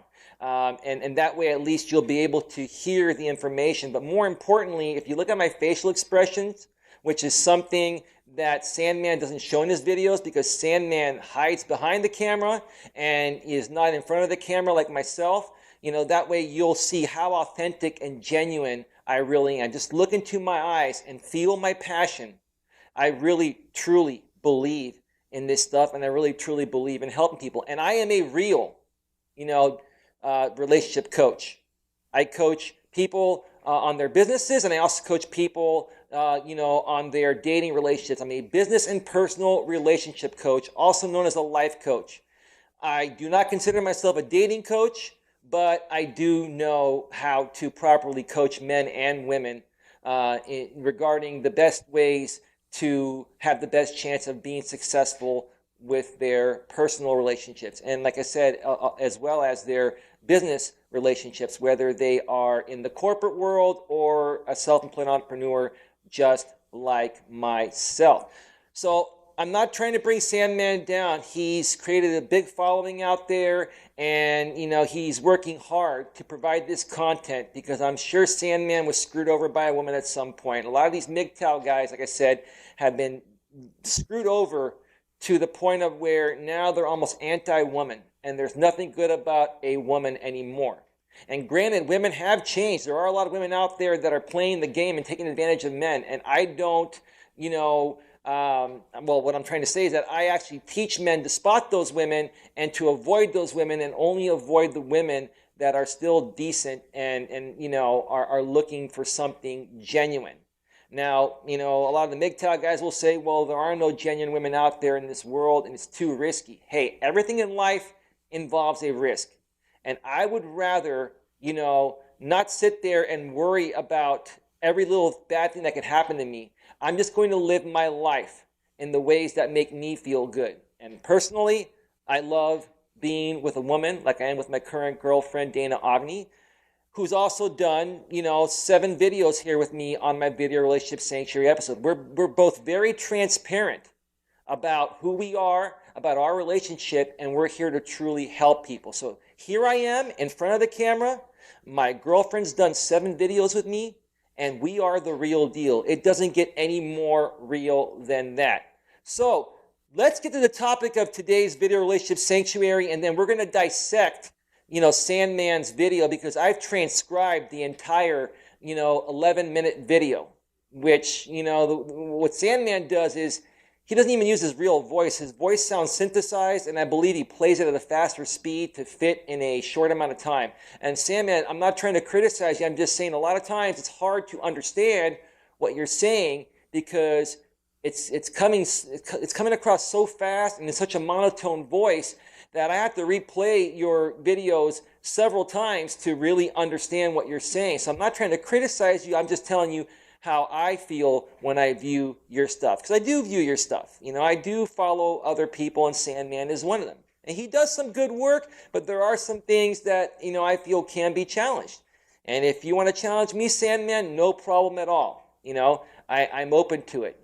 I'm a good man, and I'm not trying to bring any other man or woman down out here. I'm just stating the facts. Okay? And if you want to check out how legit I am, go to my website at coacheliasmelas.com and read my About section, and you'll learn about, how qualified I am to do this work and the experiences I've had. Real life experiences on a business and personal level. So anyway, the topic of today's Sanctuary episode is, are dating coaches a scam? A response to Sandman's MGTOW video. One more time. Are dating coaches a scam? A response to Sandman's MGTOW video. Okay, without further ado, let's start to dissect this. And before I even get started, I'm going to let you folks know, since it's going to be a long video, I have a little drink here. It's non-alcoholic. It's actually an energy drink, which a lot of people say is not good for you, but I do like my Monsters and my Red Bulls and all that. And no, that's not where I get my energy. I have natural energy. But if you see me taking a sip of my drink throughout this video, just understand, this is a long video and I don't want my voice to become hoarse. So let's dissect this video. Hi everyone, Sandman here. This video is brought to you by donation from Charlie, and here's what he has to say. Hello Sandman. I wish for you to cover the topic of dating coaches. Prior to becoming a MGTOW, I hired at great expense the services of the top UK dating coach to try out my game with women, all with some mixed results. I also followed a couple of other high-profile coaches' advice and subscribed to their YouTube channels to make me as appealing to women as possible. This particular dating coach gave me a one-on-one session, and I actually had some practical sessions with the girl he employed where she took me out and about in London, teaching me how to pick up women. At the time, and towards the end of it, I thought it had helped. But a farewell down the line, I've actually come to realize that most of the stuff they taught me was stuff that I already knew, deep down consciously. And in retrospect, I believe much of their advice made me even more unsuccessful in dating. I put this down to a negative kind of conditioning. It was since a car accident last November. Remember, this guy's from the UK. That's how they talk. Us people in the States here, can understand that. One more time. It was since a car accident last November, the post-trauma made me extremely angry, deep down, and even more resentful of women. And it was at this time I discovered your channel as well as MGTOW. Thank you very much. I'm initially over the red pill rage now, and I'm able to rationalize the situation much more clearly now. I view this dating coach and his staff as a bunch of white knighty manginas who were in essence con artists. I very much regret using the services now. Anyhow, looking back, I strongly believe that cretins like this are born from pickup artists and the whole gynocentric feminist movement wanting to make a fast buck out of the blue pill simps. Okay, so I'm not going to explain what all the pills are out here today. I'm still more so learning about that myself. But I will mention what a simp is. And before I even go any further, I forgot to mention the topic of Sandman's video, which I'll share below in the link, which, you're hearing it here from me, so it's not even going to be worth going to see it. But if you want to subscribe to this channel, you can. The title is called Dating Coach Simps MGTOW. Okay? So, what is a simp? From what I gather, a simp is a man that puts a woman on a pedestal, that kisses a woman's ass, that praises a woman for no apparent reason besides the fact of being a woman. And while traditionally that's been the way to go, nowadays if you kiss a woman's ass like that, she's going to friend zone you. And basically she's not going to have respect for you. So That's what a simp. All right, welcome back to Navigating the Modern World with Coach Eli, live here on YouTube and also simulcasting live on Facebook. You've been listening to a part of a video I did on my former channel almost 4 years ago. It's called Our Dating Coach the Scam, a response to Sandman's MGTOW video. And, so far you've heard that this guy that wrote into Sandman. By the way, Sandman, George M., welcome to the show. Who is Sandman? He is, I'm not sure if he's still around. Actually, he is. I still get his tweets, but I haven't been to his YouTube channel in a while. He is a YouTube content creator that was talking about this MGTOW community I'm no longer involved with. It's called Men Going Their Own Way. It's basically a group of men that have decided that the downside risk of dating the modern day woman is too great to take that chance based on modern day divorce laws, no fault divorce, and child custody laws. And I've learned a lot more. Like, I was not as well versed about MGTOW and all of this as I am today, which is, why I'm referring back to this and referring back to a lot of my past videos. I want to also show you folks, I've been doing this for a while, and hey, you come a long way, right? Like, look at Mo, what you were saying in the chat. Give me a second here. Mo, you were saying in the chat, I'm glad you don't do a rooster thing. It would get old. Yes. Are you talking are you talking about this, Mo? I don't do it that much anymore. That was my former channel, and I was having a little bit of fun at the same time. Because, see, Mo, I'm a different type of coach. I'm an unconventional life coach. I like to entertain people while throwing down truth bombs, Mo. I entertain people while throwing down truth bombs. And I'll tell you why, Mo, because if people get bored, they're going to tune out, right?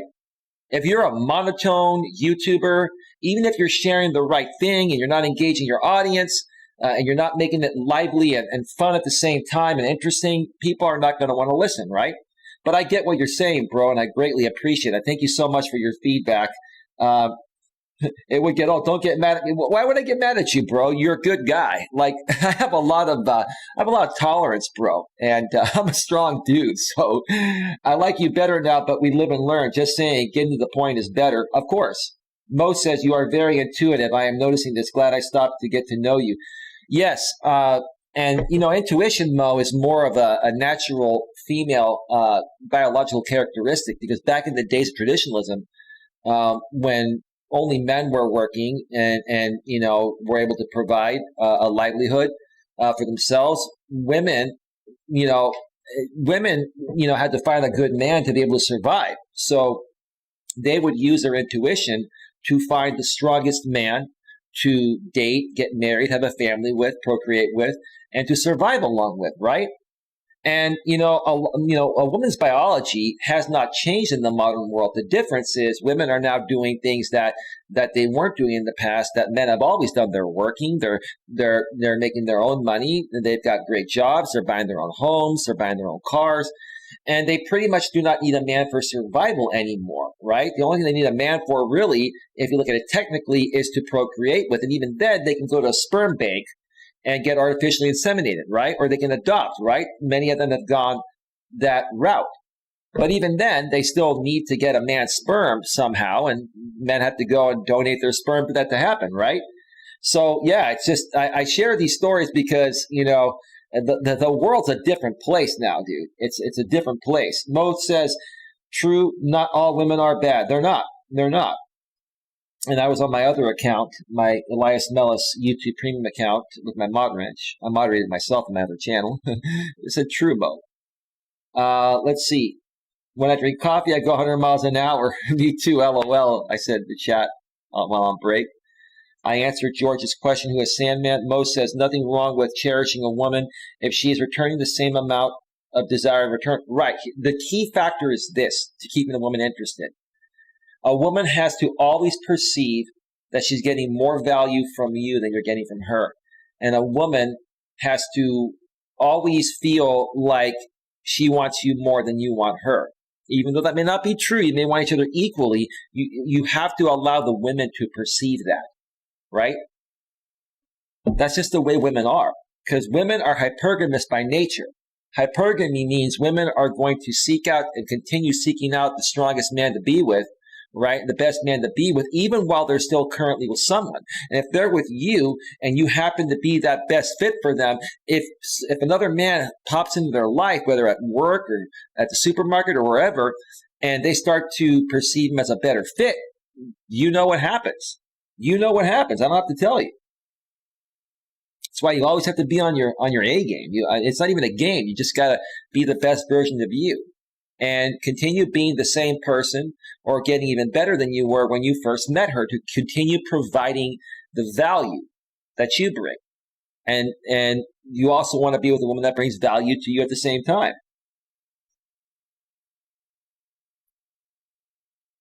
Let's see here. Should men trust intuition? Are you saying trust your own intuition?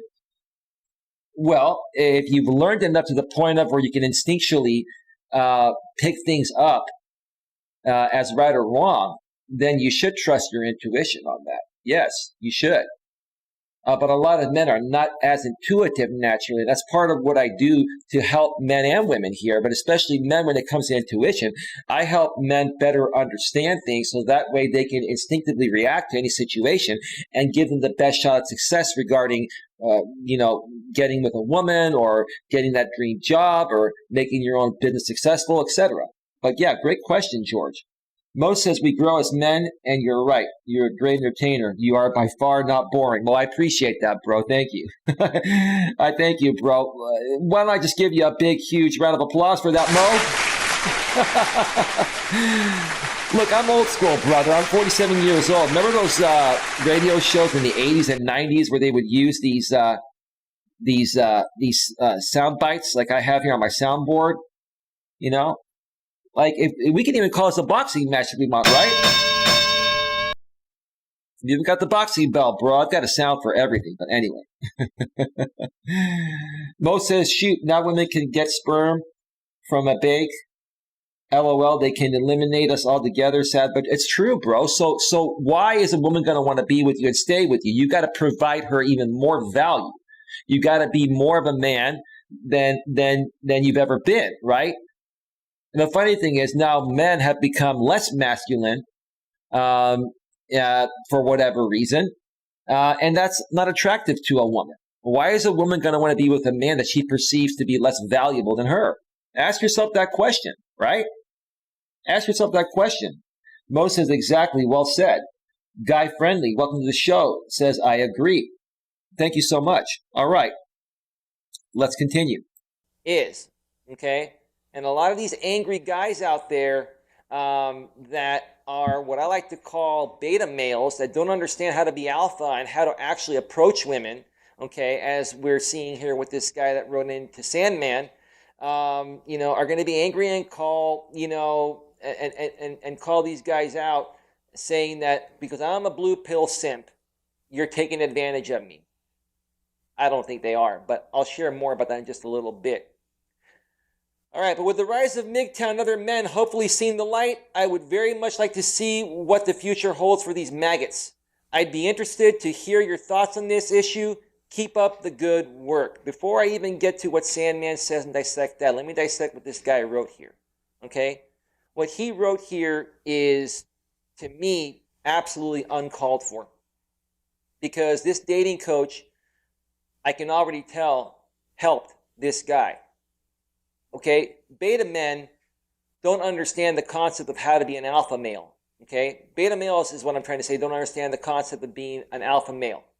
And they need the services of a coach just to build their confidence alone. So if nothing else... Right. All right, and like Mo says in the chat, men are becoming feminine. Women don't want fofo. Right. Right. Why would a woman want to be with a man that's behaving more feminine than she is? It's forcing her to behave more masculine to offset that. And the polarity is reversed.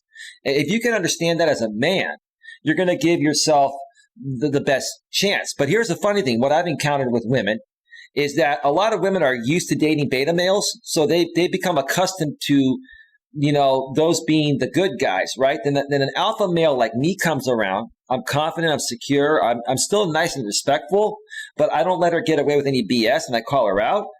They're not used to being with a guy like me. So they'll eliminate me because they know they're not going to get away with playing any games on me.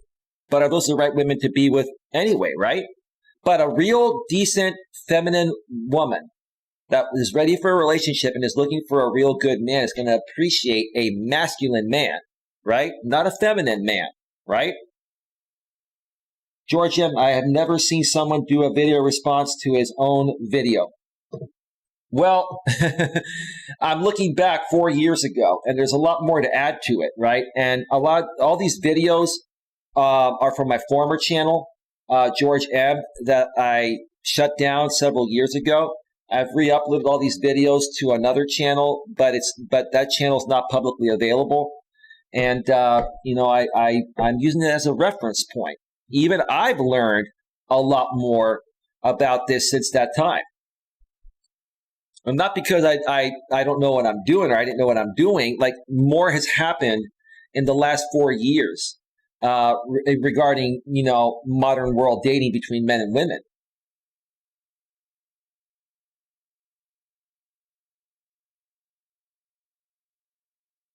Let's see. Women don't respect passive men. Yeah, especially passive-aggressive men. A passive-aggressive man or woman is just very insecure because they're trying to state how they feel, but they're trying to explain it with a rough tone in the most polite way possible. If you're having a moment, just be yourself, right? I get it. Yeah, don't be. I should do a stream on passive-aggressive behavior. That's another good topic there. Mo says, I do a lot of things a lady does, add taking care of myself skin-wise, but I stand strong, confident, but gentle with women. Yeah, dude, you got to be a well-balanced man. It's not about being an arrogant, pompous, what, right? Or it's not being a big freaking sissy. It's a well-balanced. Don't be an overly nice guy. Be a good guy, but also respect yourself and respect your woman. And you know what? Don't give more to your woman than she reciprocates, right? Give to your woman initially and see how she reciprocates. If she reciprocates, then give a little more and see if she continues to reciprocate. If she stops reciprocating, don't give any more than she's willing to give back. You know what I mean? Betty Spaghetti. I don't need a life coach. Okay, no problem. We're not for everyone. Just here because I hear so many people talking poop about you. I'm trying to keep my profanity down. My older videos, as you'll see here, I used to use a lot of profanity. I hear so many people talking poop about you, and so far you seem pretty nice. Not sure why all the hate. Well, Betty, if you're from that other side, and I'm not sure if you're here genuinely or not, I'm not here to question that. I mean, I appreciate what you're saying. A lot of people are very insecure. A lot of men are very insecure, like we've been talking about. A lot of men are behaving more, feminine than masculine. They're exuding more feminine energy than masculine energy, right? And when they come across someone like me that's strong and doesn't let things get to me. I mean, I've had my moments, and I've said some things out here on YouTube in my real life that I didn't mean, but we all make mistakes, and then we move on. We learn from it, we move on, right?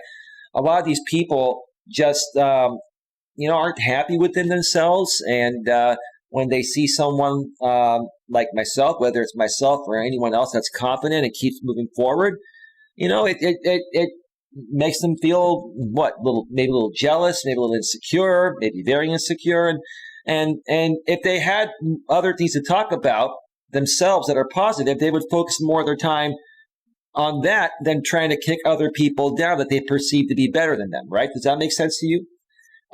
Haters gonna hate, Betty. I agree, Guy Friendly. Betty says, yeah, I heard that guy, LOL. The car door test. I'm on Betty's side. Well, Betty, Spaghetti, how can you say you're on your own side? Okay. Georgia, can you explain the energy thing? Men and women have different energy? Yes. So masculine energy is the way a man was made to be biologically, okay? We're emotionally very strong. We're emotionally stable. We don't let things phase us. Men are purpose-driven. Our purpose has nothing to do with the woman we're dating. If you as a man make a woman your purpose, the woman will recognize that and see you as weak, needy, desperate, insecure. And there's going to be no attraction there because your purpose is not the woman you're with. Your purpose is what defines you as a man, what you do for a living, and what you enjoy doing for yourself, right? Okay? So that's masculine energy, right? Being purpose-driven, right? Feminine energy, and I'm not trying to take anything away from women that are working. That's great, right? But feminine energy is nurturing, sweet love, flowers, the beautiful sky, nice walks, romantic dinners. You see the difference right there? That's feminine energy. Now, it's great that women have been liberated and they're now working in the same ways men have always worked, right? But what's that doing to women? It's putting them in positions that were once known as only positions that men would do. And it's requiring women to exude more masculine energy at their job because that's what the job requires, right? So what happens when they go home to a masculine man and they can't turn off acting like a man as a woman? It turns off a man like me because I want a woman to be feminine. I don't want to date a woman that's behaving masculine. It's not a turn on to me. So there's a difference between masculine and feminine energy.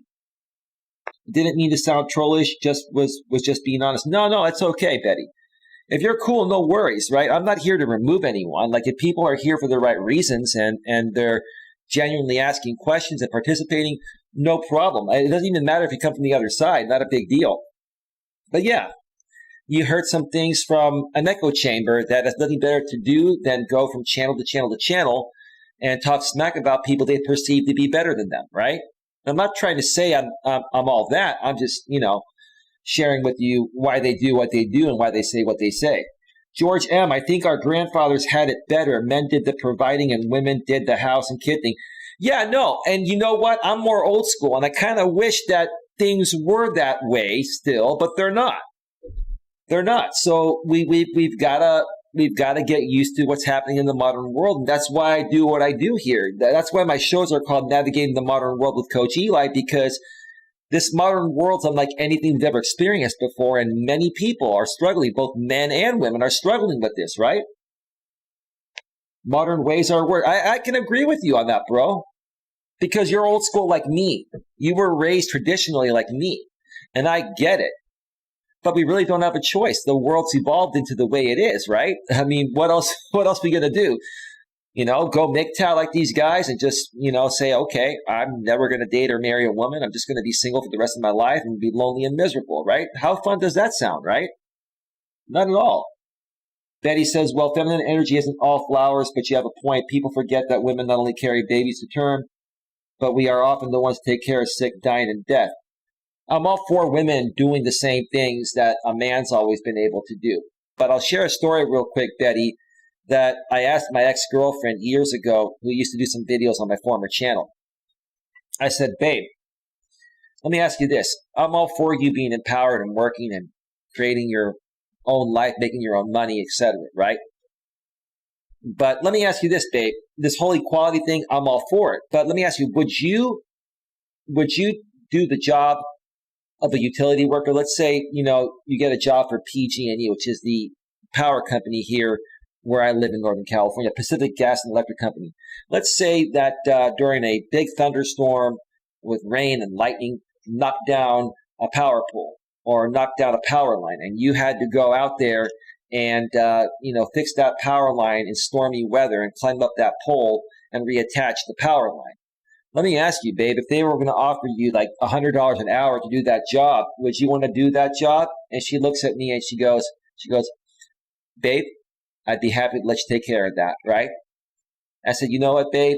Respectfully, I thank you for being honest. Again, if you want to do that job, I'll support you. I would freak out every time you climbed up that pole because I care about you so much and I don't want to see you get hurt.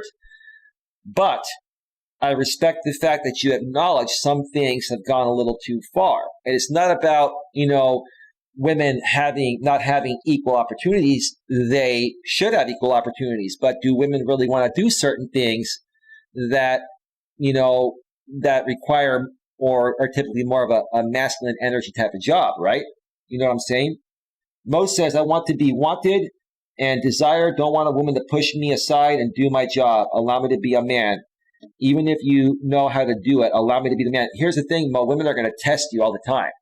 Women are going to try to push your buttons. The nicest woman in the world is going to test you all the time to see how strong you are, right? And it's not that they're doing it to try to tick you off. They're looking to see, are you going to stand up for yourself and say, hey, babe, I got this. Don't worry. Don't worry about it. You don't need to talk about this anymore. I mean, you can tell me anything you want, babe, but let me do what I have to do for you and myself and the family, right? See, most men, when a woman challenges them nowadays, because they're more feminized, they don't learn these principles, they don't get it, will say, okay, babe, you're right. What's that going to do for a woman? A woman's going to be attracted to you because you have masculine energy. You're the rock, right? You're supposed to be emotionally stronger. I'm not saying that women are not emotionally strong, but women process their emotions differently than men. And if you're a man that processes your emotions in the same ways that a woman does, she's going to pick up on that and lose respect for you. She's going to stop trusting your masculine core, and eventually she's going to fall out of love with you and then leave you, right? Or find a replacement first, date him at the same time that she's with you, and then once that pans out, she's going to leave you for the better fit, right? Betty says, sounds like third wave feminist. That's what it is. That's where we're at, Betty. That's perfectly stated. That's exactly where we're at nowadays. I'm divorced and miserable. I don't think you're miserable, bro. Everybody goes through that. I went through that with my ex when we split up a couple years ago. A lot of it had to do with what was going on here on YouTube and me not knowing how to handle it properly. I get it, though, bro. And whatever you need, bro, if you want to keep coming back, I will help whatever I can. I will help do whatever I can, which is what I'm trying to say, to uplift you and to just give you the energy to put yourself back out there, bro. You'll find a good woman. It's harder to find a good woman nowadays, just like for women, it's harder to find a good man based on the way the modern world is, but it's not impossible. But if you need a place, bro, that's positive and uplifting and is not infested with nonsensical drama, that's what I do over here. Motique, True Betty. Hell no, put a man in there. LOL, get him wet. Or get him electrocuted, right, Mo? Betty says, I don't think I'm anything like men. I'm basically a housewife with a part-time job and I love it. I'm just saying to say women have only the energy or flowers in the sky is belittling the true role of women. I respect women for the way they are nowadays and the way they were. Women have come a long way and I respect that, Betty. With no disrespect. Women still have kids. Women still are nurturing women. And then they can still work a part-time or full-time job and balance it out. There are women that can do that. The problem nowadays, Betty, is most women are being, fed a bunch of information by the government and the system, and they say, okay, you should be more career-focused than relationship or marriage-minded, right? Marriage-focused, right? So these women, they go to college, get a degree, then they go get a job, and they don't start looking to find a life partner until they're in their early to mid-30s, right? And they have a hard time finding a guy. And even if they find a guy, like they're in their mid-30s, right? And their biological clock is ticking, tick-tock, tick-tock, tick-tock, right? So now they have to rush things. Whereas if they were able to balance out their college and their work life in their 20s, they would be a lot more happier, right? That's another thing I try to help teach people. So it's not about belittling women. I understand what you were saying there. Okay. It's not about respecting women for getting equal rights and rising up. It's about teaching both men and women how to balance our lives nowadays to still have those great relationships. Both sides need to be well balanced. And it's a struggle for both men and women. I see it as a struggle for women more so because women working in the workforce is a pretty new thing still, like you said, since, third wave feminism in the 90s, right? It's still a fairly new thing. So, we're still trying to figure the whole thing out. And a lot of people don't talk about this. A lot of mainstream media doesn't talk about this. You have a lot of people on YouTube talking about it. And that's the only reason why some people understand it. But until the mainstream media gets involved and we get colleges involved to teach this, right? It's going to take a while before people figure it out. You know what I mean? Hell yeah, we are. LOL, says Betty. Let me see here. You're really good at explaining, says Mo. Well, dude, I've had a lot of experience. I've done a lot of public speaking in person. I used to do podcasting. There's a lot that I've done to be able to do these shows nowadays, folks. And I'm not trying to show off or anything. I'm just saying, I didn't just pop on YouTube and start creating good quality streams with a great internet connection and great audio and video and then be able to speak at the same time. This is 47 years in the making, folks. And if you really want to accomplish something and make something out of yourself, you can make anything happen as long as you work on it and stick to it. Eventually it will happen. So thank you, Mo. I appreciate that. Men are supposed to be logical and protective. Right. But we also have emotions too. We just need to manage our emotions better. We need to be stronger, right? Not saying women shouldn't be strong emotionally, and they are and they can be. But it is more normal for women to react and overreact emotionally than for a man. Women respond to everything emotionally based on how they're feeling in the present moment. Then they reason with logic. Men logically look at things first. If you're a true man, you're a true alpha male, or you're a masculine man. And then after that, we may react with a little emotion every now and then, but then we get back on track.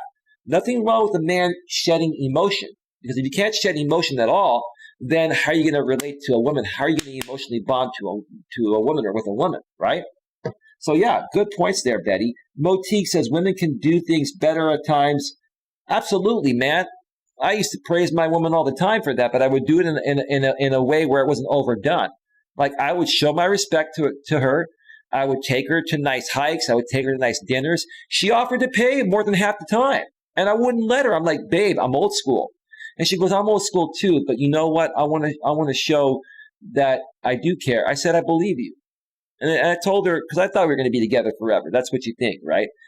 I told her, I said, look, if we're going to be together forever, then it doesn't really matter. It doesn't really matter. But I told her this. I said, honestly, it makes me feel better. It makes me feel more of a man to do nice things for you more often. And you just come along for the ride. Like, that's what I would tell her. And it just worked. We had great chemistry. And I think we were meant to be together. It's just that, some things happened out here on YouTube on my former channel. I didn't know how to deal with the drama back then. I had to learn. It was a lesson learned. But yeah, you're right, Betty. Men are supposed to be logical and protective. Mo says women can do... Oh, yeah, I already read that. And Mo, I was just responding to you saying women can do things better at times. We see ABC. They see the details. We don't. Excellent reason we need each other. Now, I'm one of the few men that is very intuitive. I like to say it, and I say this I say this in a humble way, right? With humility, right?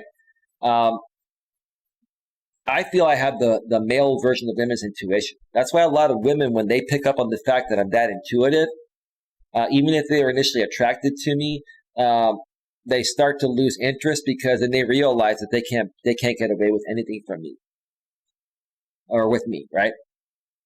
So that can scare some women away. But you're right, bro. Most men are not as detail-oriented as women. Now, if you have strong intuition like I do, or you build up to being as intuitive as I am, then you're going to be able to see those details, and I see them. But most men, you're right, don't see those details, and that's where a woman comes in. Very detail-oriented. She balances out that side of you as a man that you're lacking, and you balance other sides from her that are lacking because of the way we are biologically different. Right. George says, I'm too old. I can't afford another divorce. I don't blame you, George. I'm 40 now. I'm 47, bro. If you're too old, then what does that make me? I can't even think about it. I couldn't imagine losing another house at 50. Well, you got to find a woman nowadays, bro, that's bringing in her own income and making as much as you, or at least having as much or close to as much resources as you have. That's what a lot of guys don't get. Like, my last two relationships, were with women that were divorced, that got divorced previously before I got with them, and they made way more money than their husbands. So what happened when they got divorced? They lost half of everything, right? So the truth of the matter is, it's not about men necessarily getting screwed over. It's the breadwinner. But in 70% of cases, the last time I checked, men are still the breadwinners in 70% of marriages. And the other 30% is women, right? But think about it. Look at how far women have come with this movement, right? It used to be men were 100% the breadwinners, right? For women to now be 30% of the breadwinners is incredible. And listen, that's all good, right? At the same time, as a woman, how are you going to see a man that you out-earn 2 to 3 times? How are you going to respect the man that you out-earn? Let's say you make $200K and he makes $50K, right? How's that going to make you feel? How's it going to make him feel, right? You're probably going to be with a beta male, right? And again, I have no problem with women being the breadwinners. On one hand, you're making a lot of money. On the other hand, if you're with a man that makes much less than you, is that a fair value exchange? You got one of the coaches I follow, Dan Bacon, says that one of the best ways to make a relationship work is to have what's called a fair value exchange, right? You equally bring things to the table. Okay. When it comes to physical attraction, you're on an equal level. If you're a man that has a little bit, extra meat on you, then you want to go after a woman that's similar looking to you. You may not be able to attract a super skinny or very in shape woman, right? If you're an in shape guy, maybe you can attract one, or maybe you're okay with her being having a little extra, right? But in addition to that, a fair value exchange, you want to bring equal resources to the table, because if we're speaking about women being equal and rising up, then that's what would make it equal, right? So have a fair value exchange, and that's going to prevent you from, being taken, right? But a lot of guys, basically went through this before all this information came out, right? Now we've got this information on YouTube and the internet, and it's stuff that's not being discussed on mainstream media. So now we're starting to learn about it and learn how to handle it. But the people that went through it before that now are dealing with the repercussion of that. I get it. I totally get it. Betty Spaghetti, we are pressured a lot. I remember people pressuring me barely 6 weeks after giving birth to leave my newborn in a daycare and go back to work full time. It was ridiculous and I was miserable. Well, good for you for sticking your guns and, doing what you feel is right. And Betty, I don't know you that well, and I appreciate you being here and sharing how you feel, but you seem to be a pretty decent person. You seem to be a decent woman, and that's good. That's good. I believe you said you're married. I'm sure that your husband appreciates that about you, and you have a mutual respect for each other. That's great. Mo says, feel your pain, George, but don't deny yourself happiness because of past pain. Allow yourself to be happy. It is okay. You deserve it. We all do. Betty says, I feel what you're saying. You aren't wrong. George says, sounds like he got dumped just like me. Yeah, no, I did. But the thing is, I didn't get dumped. Some things happen. I've talked about them before. I'm not going to get too far into it here today. But, what I, was doing on YouTube back in those days, I got trolled, doxxed, so did my girlfriend. And there was just a lot that happened. But did we break up because, did she break it up with me because we weren't compatible? No, we were very compatible. Even up until the last week, we were still just as intimate as we were the first time we were intimate together. We had great chemistry physically, mentally, emotionally, spiritually. Okay, it's just sometimes, things, happen. And I was dealing with some new stuff that I didn't know how to deal with as well as I do nowadays. And it cost me that relationship. But live and learn. Live and learn. Betty says, yup. Betty says, that's true. How often do you see a lady doctor with a poor guy? Unless she's just sleeping with him. Let's be real here. 2 ex-girlfriends ago, she was a veterinarian. That's a doctor of, animals. You know that, right?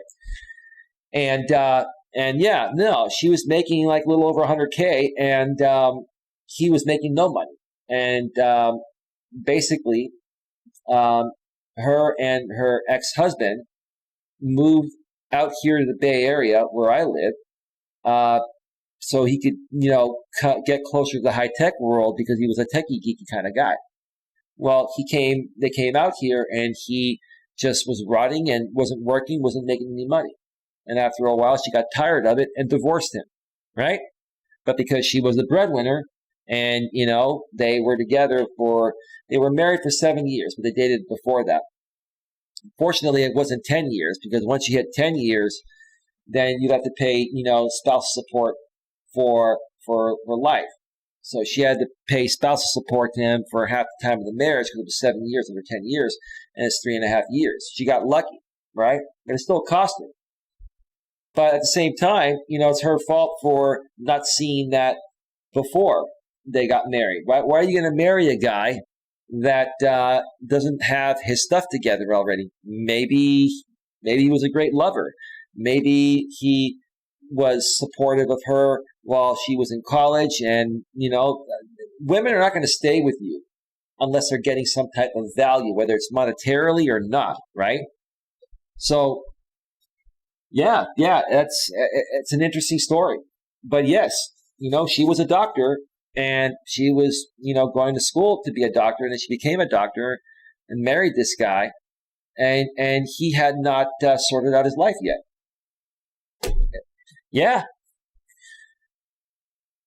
Yeah, sometimes that happens. I'll tell you, the women out here in the Bay Area that are doctors, they're looking to date someone that's of equal value.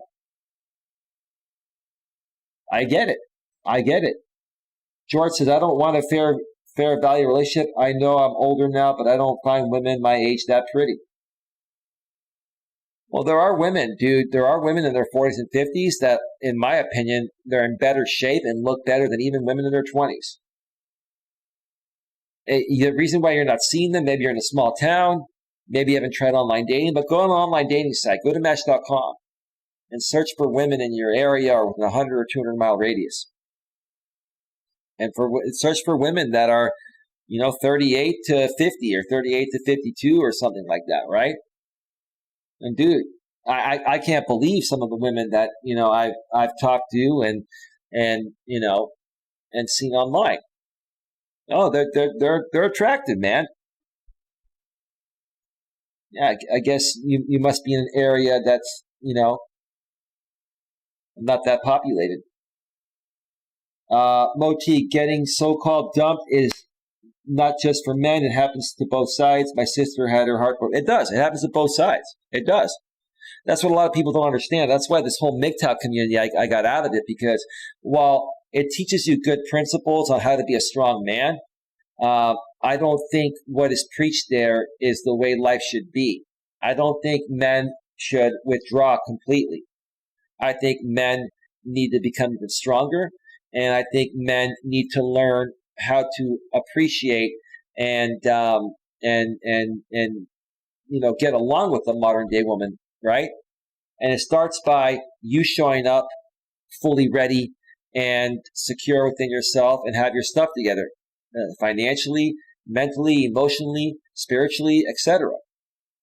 Yes, Mo, it happens to us too. Betty says, thanks. Having sisters helped me be the one that cherishes a woman and how to. Mo says, Betty, you seem like a wonderful woman. Betty says, oh, thanks, Mo. You guys seem really cool too. Thanks for being so welcoming. Betty, how'd you find out about this channel? I'm just kind of curious. If it's from the other side, it's not a big deal. I'm just curious to know where people come from, because it'd be nice to help more people. And I know you don't need help. You're contributing to the conversation, but it'd be nice to meet more people like you, which is what I'm trying to say. Mo T, plus my sister would kick my butt if I disrespect the lady. Let me approve that. Betty says, well, it works both ways. It does. Mo says, of course, it takes us all to be kind and welcoming. No ugly here. We welcome you with open arms. We need a lady's input. Thank you for being here. You have to keep us straight. They have to keep us straight, bro, and we have to keep them straight too. That's called a balance, right? Men and women balance each other out. Thank you for sharing that, Mo. That was beautiful. LOL. Thanks, Mo. Very refreshing. Betty agrees. George M. Wrinkles and sagging boobs turns me off. I want another 25-year-old. Well, then go for a 25-year-old, bro. Does somebody just approve that? Where did that message go? Let me see. Okay, yeah, somebody approved that. What moderator is here that approved that? I didn't approve that. Not a big deal. I'm just curious who's here moderating that is not chatting. Mo says, George, beauty comes with looks. Sorry, beauty comes within, looks fade away. A true heart is forever. All right, folks, here's what I'm going to do. I'm probably not going to make it through this entire video. I may have to continue this another time. I'm gonna take another break and come back and probably go another 30 to 60 minutes. I've been responding to a lot of stuff in the chat, and I would rather engage the chat and answer your questions than play this video. So I will play some more of it, but we're probably going to go another 30 to 60 minutes, folks. So I'm gonna continue playing more of it now, and then I'm going to take a break and come back and continue. Keep those questions coming, and we'll be right back. Happened for this guy besides, him realizing now that he should have known this shit, and he feels stupid because he didn't realize this until after he paid this dating coach a bunch of money to realize something he should have already known and grown up with, okay? Now he's calling this guy a maggot. He's calling him, a guy that's taking advantage of blue pill simps. Come on, man. Seriously. Seriously, man, you got to grow up, man. You got to be a man. Right now, you're not acting like a man. You're acting like a big fucking pussy. And it's just, it's shit like this that really puts the fire in me to respond to videos like this and respond to guys like this, because I respect Sandman's work, but I just don't feel Sandman gave him the correct information that's going to help him become more of a man that he wants to be. Okay? Sandman's going to tell him, as you'll notice in this video, is to go your own way, go the other way, and fuck women altogether. Not fuck them literally, but say fuck it. I'm not going to deal with them. But there is a better way to do it, and let me get into that, because I have my opinion.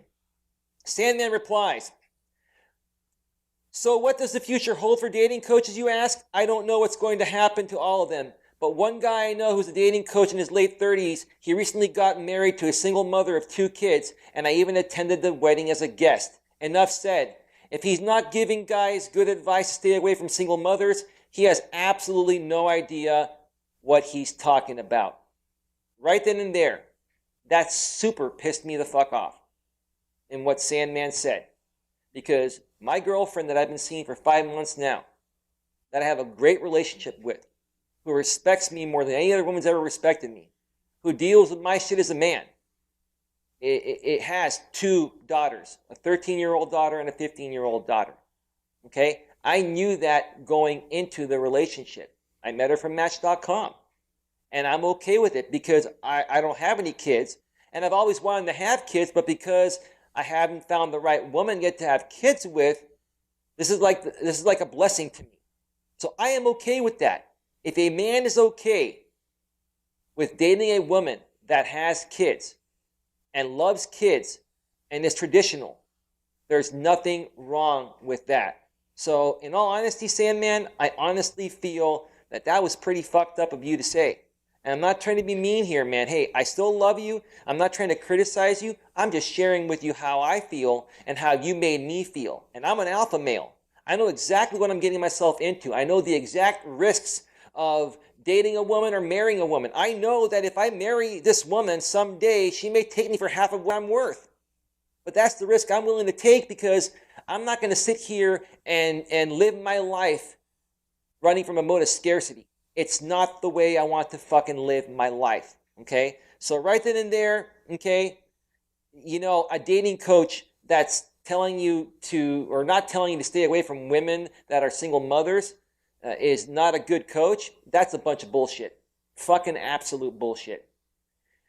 Furthermore, he must not have been that good of a dating coach. Well, we said that if he didn't actually give advice, stay away from those single mothers. Last time I checked, his honeymoon was a road trip with his beautiful new wife and the 2 kids in the back seat that he's been cucked into caring for. He hasn't been cucked into caring for them.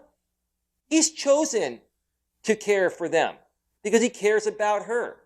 That doesn't make him any less of a fucking man. It doesn't make him a big fucking pussy. Okay? It doesn't put him at any greater risk than dating a single woman. So again, that's a bunch of bullshit. I know my woman's watching this. She's saying, you tell him, honey. It's probably turning her on that I'm standing up for her. But I'm not just standing up for you, Dana. I'm standing up for all single mothers out there that are decent. Now, are there single mothers out there that are going to take advantage of the fact that they have kids to take advantage of a man? Sure. You want to stay away from those. But if there's a woman out there that has kids that legitimately wants to be with a man for the right reasons besides the kids, then that's fine. Okay? But regardless, the kids are going to come along because they're her kids. She's not going to give up her kids, just to date a man. It's a package deal. So as long as it's for the right reasons, no fucking problem. Okay, from what I gather, a lot of the pickup artist type coaches are thirsty for women. From what I gather, a lot of the pickup artist type coaches are thirsty for women. I love women. I love pussy. And I'm not saying that in a derogatory way. I respect women. I respect the women that deserve to be respected. There are women out there that are out there to just take advantage of men, which is what the MGTOW guys are pissed off about. I don't blame you for that shit. Okay? But you know what? I want to be with Dana. She wants to be with me. I believe in traditional relationships, and I believe they can still exist. Okay? Am I going to be a little cautious? Yeah. Am I listening to the information that all the MGTOW people are putting out there? I'm listening to it. And I agree with most of it, to be honest with you. The only things I don't agree with are the fact that, you're completely eliminating yourselves from women, besides the fact that you're using them for sex or just to hang out as friends with benefits and shit like that. There's basically no commitment when it comes to MGTOW people. And I think that's sad, because if we get rid of the commitment and we quit reproducing, the human species will become extinct. Just my opinion, just giving you the facts from a real man here that's a real coach. Okay? From what I gather, a lot of the pickup artist type coaches are thirsty for women, like I said, and in their late teens and early 20s, they went after many different women and got laid dozens, if not hundreds of times, they claim. Some of them may have. I know that definitely wasn't me. I respect women. I have always been in relationships, and I've cherished them, and I've learned from every relationship that I've had. Okay? So you can't sit there and stereotype and categorize that all coaches are like that. Okay? So, it just frustrates the shit out of me, to be honest with you. But yeah, I'm okay. Hey, it's your opinion, Sandman. It's totally your opinion. Sometimes it's simply the gain of playing the numbers game and asking enough women out, and some of them say yes. Okay? That's true. It is a numbers game. Okay? As a man, you don't go out there specifically saying, I'm looking to get married tomorrow. If you're using online dating, you might say something like, hey, I'm looking for a woman that's relationship minded. I would love to have fun and get to know you better and see where things go. You leave your options open. And that way you're going to attract women that are looking for the same thing that you're looking for. But there are many variations regarding the law of attraction. And just because a woman believes in the same things that you believe in, she might not be physically attracted to you. You might be a good-looking guy. I consider myself a good-looking guy, but I'm not every woman's type. And so there are many different variations that, come into play when meeting women. So the law of large numbers is something that every guy has to deal with. Every woman has to deal with it. Not every man's attracted to every single woman. So you go out there and you just meet people. And over the course of time, just by hanging out with different people, throughout the chronicles of your life, you may come across somebody that you feel connected with, and they may feel the same way towards you, and it could lead to a relationship. So, in all honesty, there's nothing wrong with the numbers game. Same thing when you're a salesperson. You're going to get a lot of no's before you get the yeses. And if you're not able to deal with rejection, then you're in the wrong fucking business. Same thing with men and women. If you're not able to deal with rejection, then don't date. Sit on your ass at home and don't do shit. Gain weight, get fat, and become more miserable than you already fucking are. That's just my opinion there. You're really feeling my passion here today. Other times, they're tall and good looking, so it's not tough for them. I'm 5'10", I'm average. I'm not the shortest guy in the world, but I'm not the tallest guy either. But I do consider myself a good-looking guy. I'm 5'10", about 165 to 168 pounds around there. I fluctuate because I've been working on gaining some muscle. I take good care of myself. I wear good clothing. I smell good, or smell well is what I'm trying to say. But you know what? It's not always easy to find a good woman. And now I don't have to look for a good woman. What I'm trying to say is it hasn't been easy to find a good woman. I got lucky to find Dana. But before Dana and in between other relationships, it was about the law of large numbers. It's trial and error. That's just the way life is. Okay? So just because you're good looking doesn't mean that you're going to be more of a successful coach and that you're going to get more women and get more laid. Yeah, you have, you have a better chance than somebody that's not good looking, but why would you not want to take care of yourself in the first place? Who doesn't want to be in nice shape? Who would prefer to be fat than be skinnier in shape? Fuck, man. I mean, this is common sense shit here that Anyway, never mind. Let's continue here. Okay. It's the good-looking dating coaches I would be weary of. I'm not going to even go into that. You folks know exactly how I feel. That's a bunch of bullshit right there. Because what works for them is oftentimes connected to their looks. Then again, I'm keeping it quiet because you know how I feel about it. It's a bunch of bullshit. Okay? Far more than anything else. So, like I said, what works for them is often connected to their looks far more than anything else. I'm a smart man. I'm educated. Okay? And I'm very handy around the house. I'm a great conversationalist, a great communicator. There's much more to me than my fucking looks. I'm not going to sit here and let anyone, including Sandman, say that that's how these coaches are. I'm not trying to take offense to this. I'm just saying that the fact that someone out there is preaching to a large group of people, saying that that's how people are that do what I do, when that's not who I am, I need to set the record straight here. That's all I am doing. I've watched a few of the PUA guys. PUA stands for pickup artists, if you don't know that. So when we refer to PUA, we're referring to pickup artists. I've watched a few of the PUA guys, pickup artists, hosting online events. They all look like they're in their mid to late 30s or beyond, and you see them putting out insanely unrealistic amounts of energy and helping guys to get dates. I was born with an unrealistic amount of energy, which is realistic. You want to call it unrealistic? That's fine. This is who I really am. People that have known me all my life. I'm 43 fucking years old. I have a ton of energy. And I firmly stand up for what I believe in, and I'm not afraid to express my energy. But I don't use that energy just to try to hard sell people. This is who I really am. I really believe in this shit. And if you have a fucking problem with that, unsubscribe. Don't view this fucking video. Okay? I'm just keeping it real with you here. Wow, man, this is really getting hot and heavy here. They look so tired of life. Do I look like I'm tired of life? You see me with my girlfriend Dana all the time. How much more credibility do you fucking need? Okay? And that's probably because they have a wife and kids to support, and they rarely share that. Well, I don't have a wife and kids, but I have a girlfriend with two teenage daughters, 13 and 15. And she's done 7 videos with me. So what do you have to say about that, Sandman, and everyone else out there that's going to sit here and criticize me and say, man, you're a mangina, you are conceding to the woman, this and that. No, I'm not, because I'll tell you what. Sometimes Dana's been a little out of line with her emotions, but I call her out on her shit right away. And if I'm a little out of line, she calls me out. Then we kiss and make up, and we fuck like rabbits. And let me tell you, the sex is fucking great. You guys are missing out. You guys are missing out because when you emotionally bond with a woman, there's no better sex than that. So fuck you all if you're fucking, thinking that there's something wrong with that. Unfucking real. I'm heated today. Their coaching business is all about being able to support the woman that they're with. No, it's not. She's a part of my life. If we go to dinner, yeah, I want to pay for dinner and she pays sometimes. Okay? But it's not just about my dates with her. It's about taking care of myself first. If I can't take care of my fucking self first, how can I take care of her or have a life with her that I want to have? So that's a bunch of bullshit right there. Absolutely bunch of bullshit.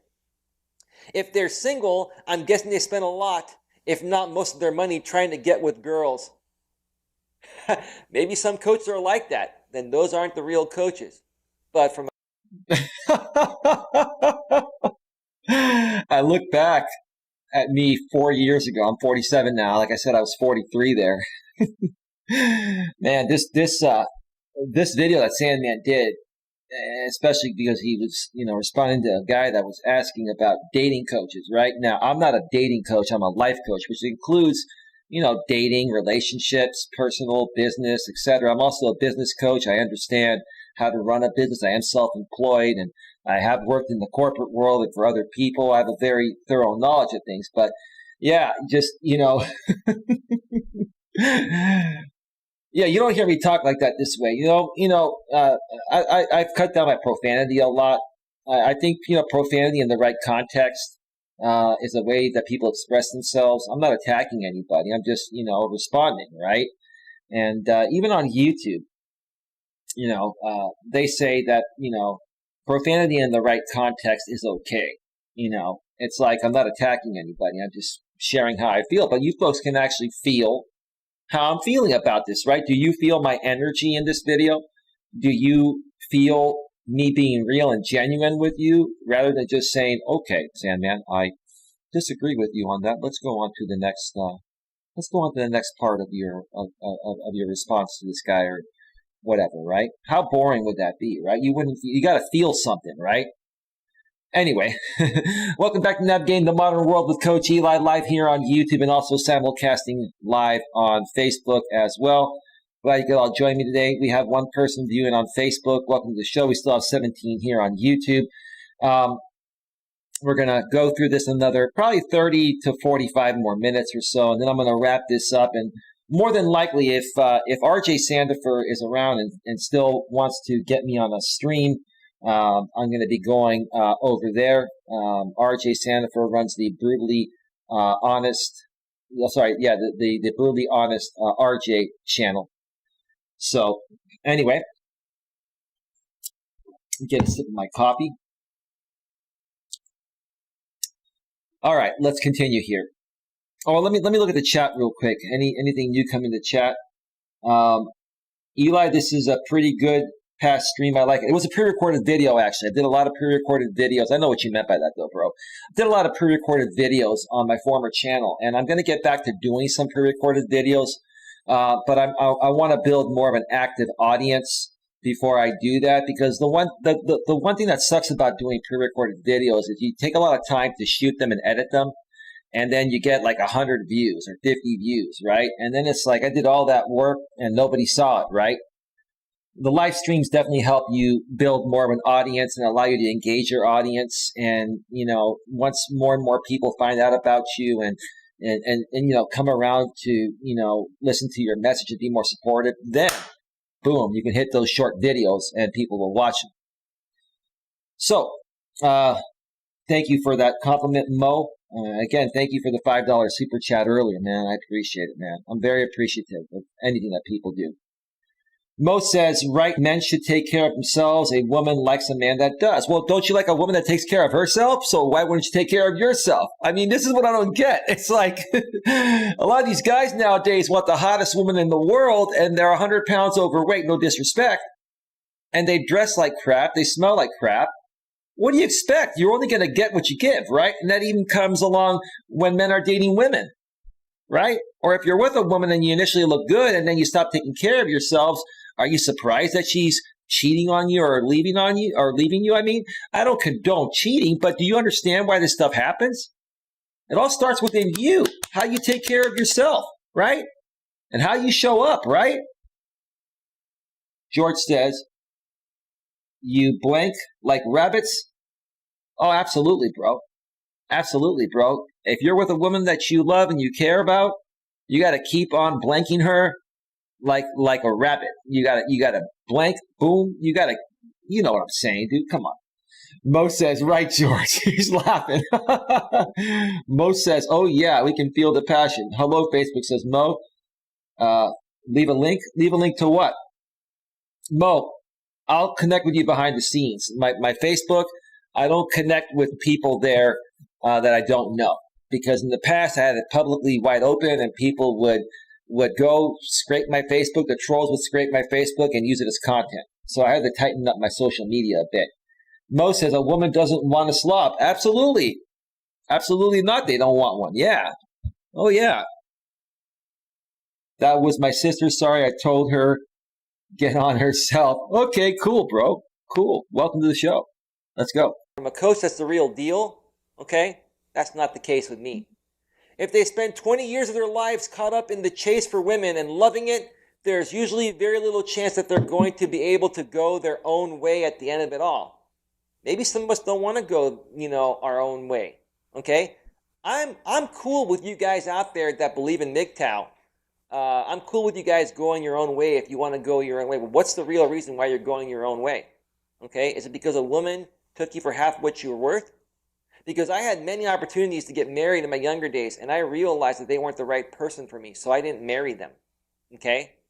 But even if I had married them, I already knew back then, before all this YouTube stuff came out and MGTOW came out to revolt against the women's movement, okay, I already knew that marriage is a risk. Dating is a risk. It's going to cost money.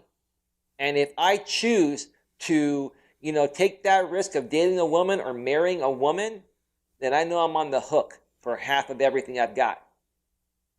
But I choose to take that risk. If I choose to take that risk and something goes wrong, whether it's my fault or hers, then I've got nothing to fucking say. Because at the end of the day... Right. A lot of these guys, many people that are still open to dating women and being with women, good guys like me that take care of ourselves.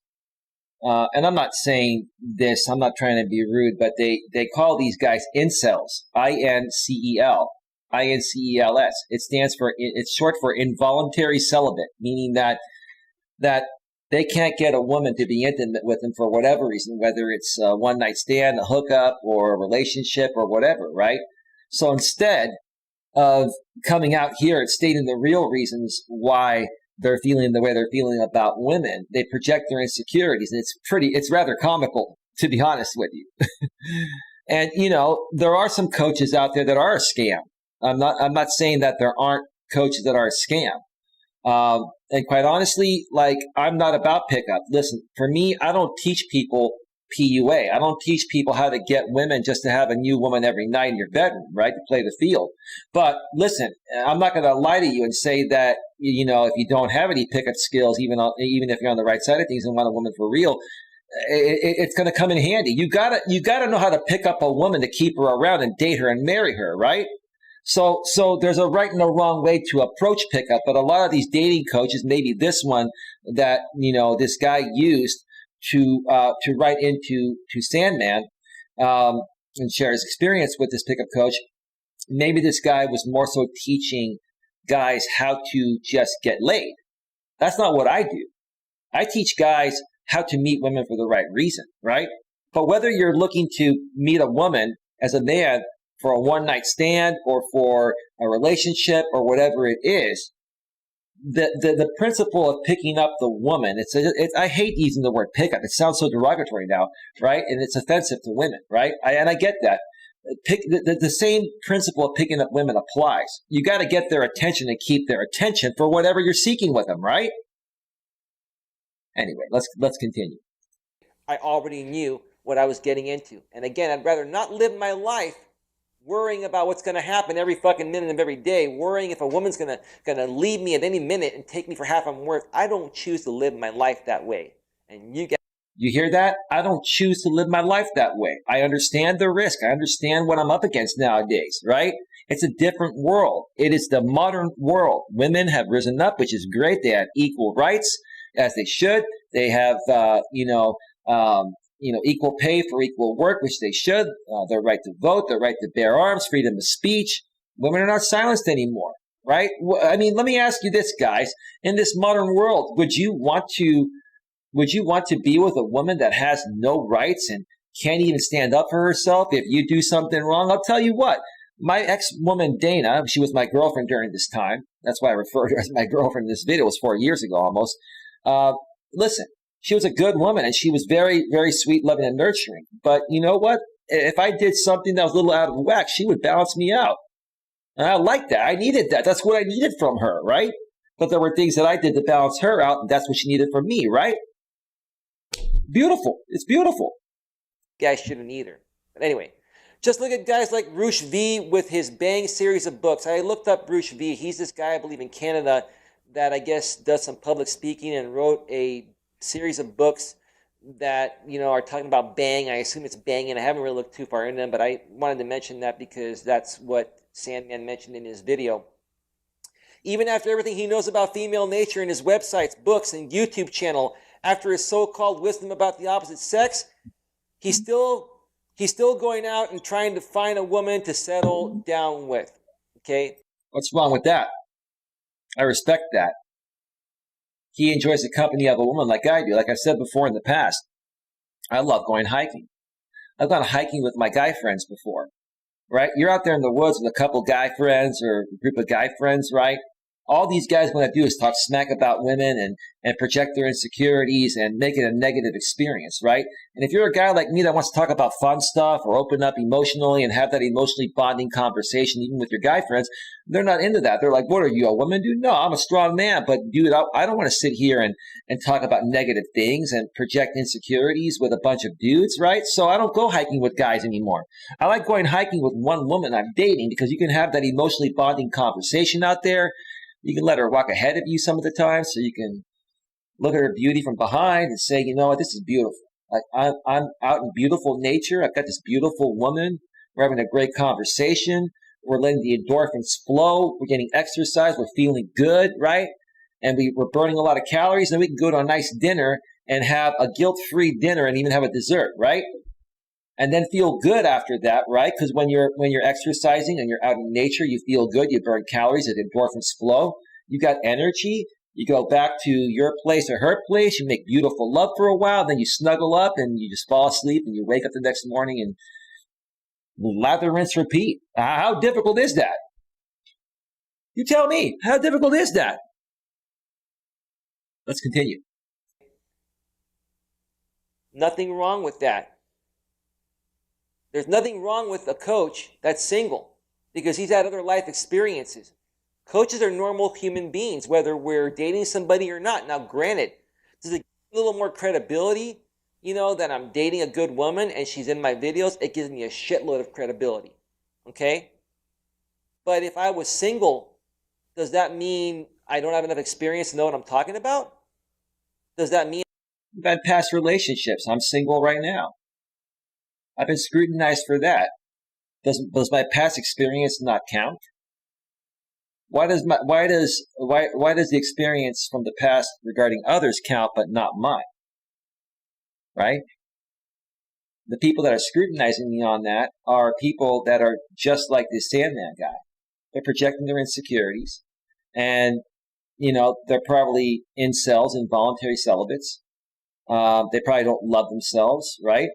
There's something going on deep within, you know, and then they look at people like myself that are strong and, you know, want to stay on the plantation per se and continue to give women a chance, right? That's what it's all about. And I shouldn't be going out there and still living my life like a normal man would be? What kind of coach would I be if I didn't realize that? I feel fortunate and happy that I have Dana in my life, but if I didn't have Dana in my life, that wouldn't make me any less qualified to do what I'm doing. So nothing wrong with Rush V trying to find a woman to settle down with. Maybe that's what he wants. Give a man a break, man. You guys all want a break? Give this man a fucking break. Now, I don't know this guy that well. Maybe he's a con artist. Maybe he's out there just trying to sell his shit for personal gratification. Who the fuck knows? Maybe I'll look into him. But as far as what's written here, I did look into him, and he I don't think he curates content anymore, but he was a pretty good guy. I think he was out of Canada, just like Sandman is out of Canada. I believe Sandman is from the what do you call it? I think he's from Montreal, and there's a lot of feminism going on in Montreal. There's a lot of stuff going on there. Like here in the Bay Area where I live, it's happening too. Um, but I've learned to accept it and deal with it, and I've learned to understand it, and that's what I'm trying to teach people. Let's see, what does Mo say there? I'm not an incel. Of course, no one ever said you were. And I know you weren't implying that, Mo. I want a woman that wants to be dotted over. I love taking care of a lady, not a gimme craze chick. That's called a gold digger, brother. You don't want a gold digger. Um, I don't like being chased. There's a lot of good ladies out there. No, dude. Let me explain something to you. You should love being chased because the moment a woman stops chasing you, it's over. But what you're saying is that you want a well-balanced woman that's going to love and appreciate you for who you are as a man, and you want to appreciate her for who she is as a woman. And you want her to be more feminine than masculine, and she's going to want you to be more masculine than feminine. Both men and women have masculine and feminine energy, but both men and women need to be within their own natural essence at least 70 to 80% of their time, or of the time, in order for the sexual polarity to be there. That's a great point there, Mo. Thank you for sharing that. Appreciate it, brother. And not knowing him as well at a general level, there's nothing wrong with what he's doing. He understands how female nature works, and he's still caught up in the trap of reproduction and white knighting for women. No, he's not. He just wants a traditional lady. He wants a traditional relationship. That's true. He wants something real. You see, YouTube shut down a lot of these channels. I think Sandman may have gotten demonetized. I think he's still out here, but he's a lot more careful with his content nowadays. A lot of these guys, 4 years ago, they were running MGTOW channels, and they misrepresented MGTOW to the point of where they just created the biggest hate channels against women, right? Then these guys would complain that, well, women can talk smack about men, but when men talk smack about women, we get silenced. You see, when women talk smack about men, they don't use the verbiage and the hate in the same ways that men did. They don't. I think you understand what I'm saying. There's hate speech, and then there's expressing yourself, right? If you're going to express yourself with hate speech, you're violating the terms of service, and you're going to get shut down. And quite frankly, that's very immature and insecure anyway, right? So Mo says, yeah, I'm a hottie. The ladies want me everywhere I go. You're a sweet guy, Eli. Well, okay, bro. Oh, hell no. My sister grabbed my phone, dude. Okay. That's funny, bro. That's funny, bro. Okay, let's continue here. Which most of you MGTOW guys out there don't think it exists. And I would agree with you. For the most part, most women, don't have that attitude of the white picket fence and to the traditional relationship. But most don't nowadays because they've been indoctrinated into this culture. Like, who was that lady that was here earlier? What was her name? Let me scroll up here. Betty Spaghetti. Like she was saying, we're talking about third wave feminism, which started in the 90s. Third wave feminism is what's really, really made it more challenging. But there are still women that want something real and traditional, and they want it traditional, but they also want to be respected and appreciated as a modern woman. So I help people, I teach people how to balance that in the modern world. And not a lot of people are helping people with that nowadays. Oh, boy. Oh, boy. Account created March 4th, 2021.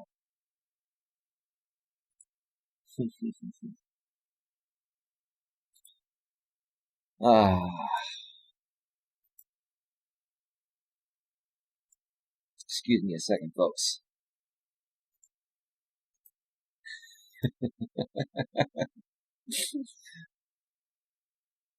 All right, let's continue. We're going to go just another maybe 10 or 15 minutes, and then we're going to wrap this up. Get your questions in now, folks. I've only gotten through 29 minutes of this video, but I think you get the point so far. There are some women that are still, looking for that and believing that. And as far as I know, my lady Dana's that way. She was. Can Dana change? Sure, we talk about it. We laugh about this MGTOW shit.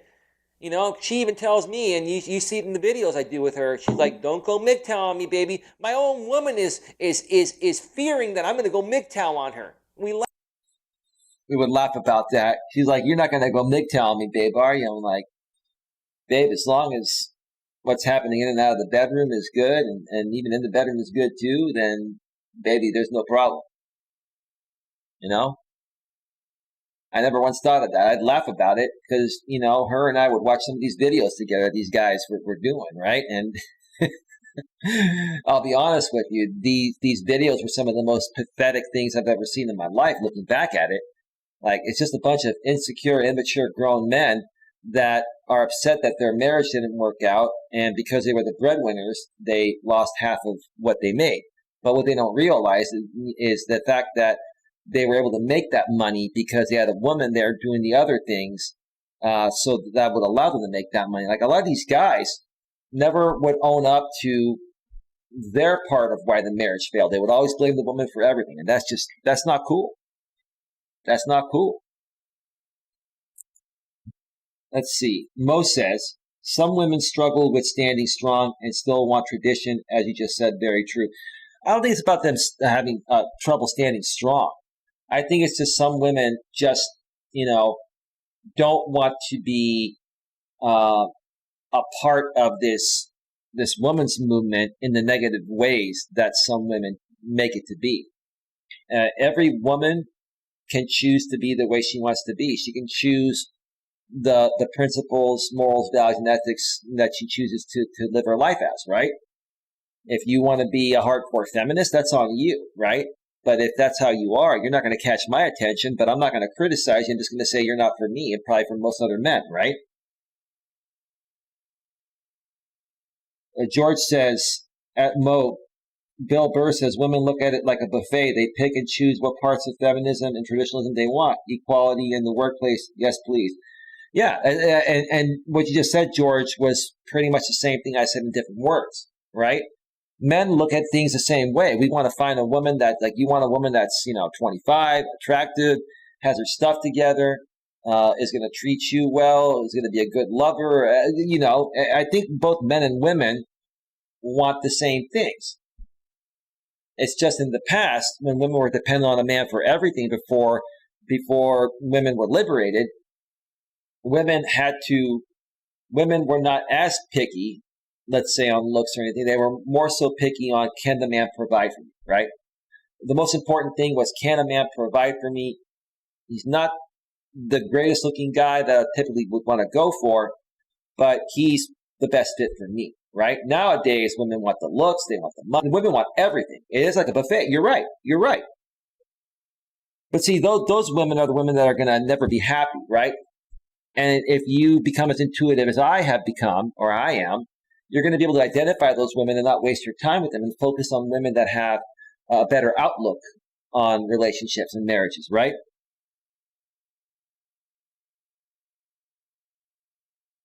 Women and children first during disasters, yes, please. Okay. Hey, Eli.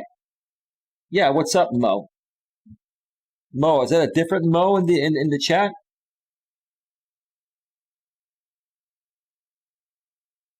What's up, Mo? Were you asking me something?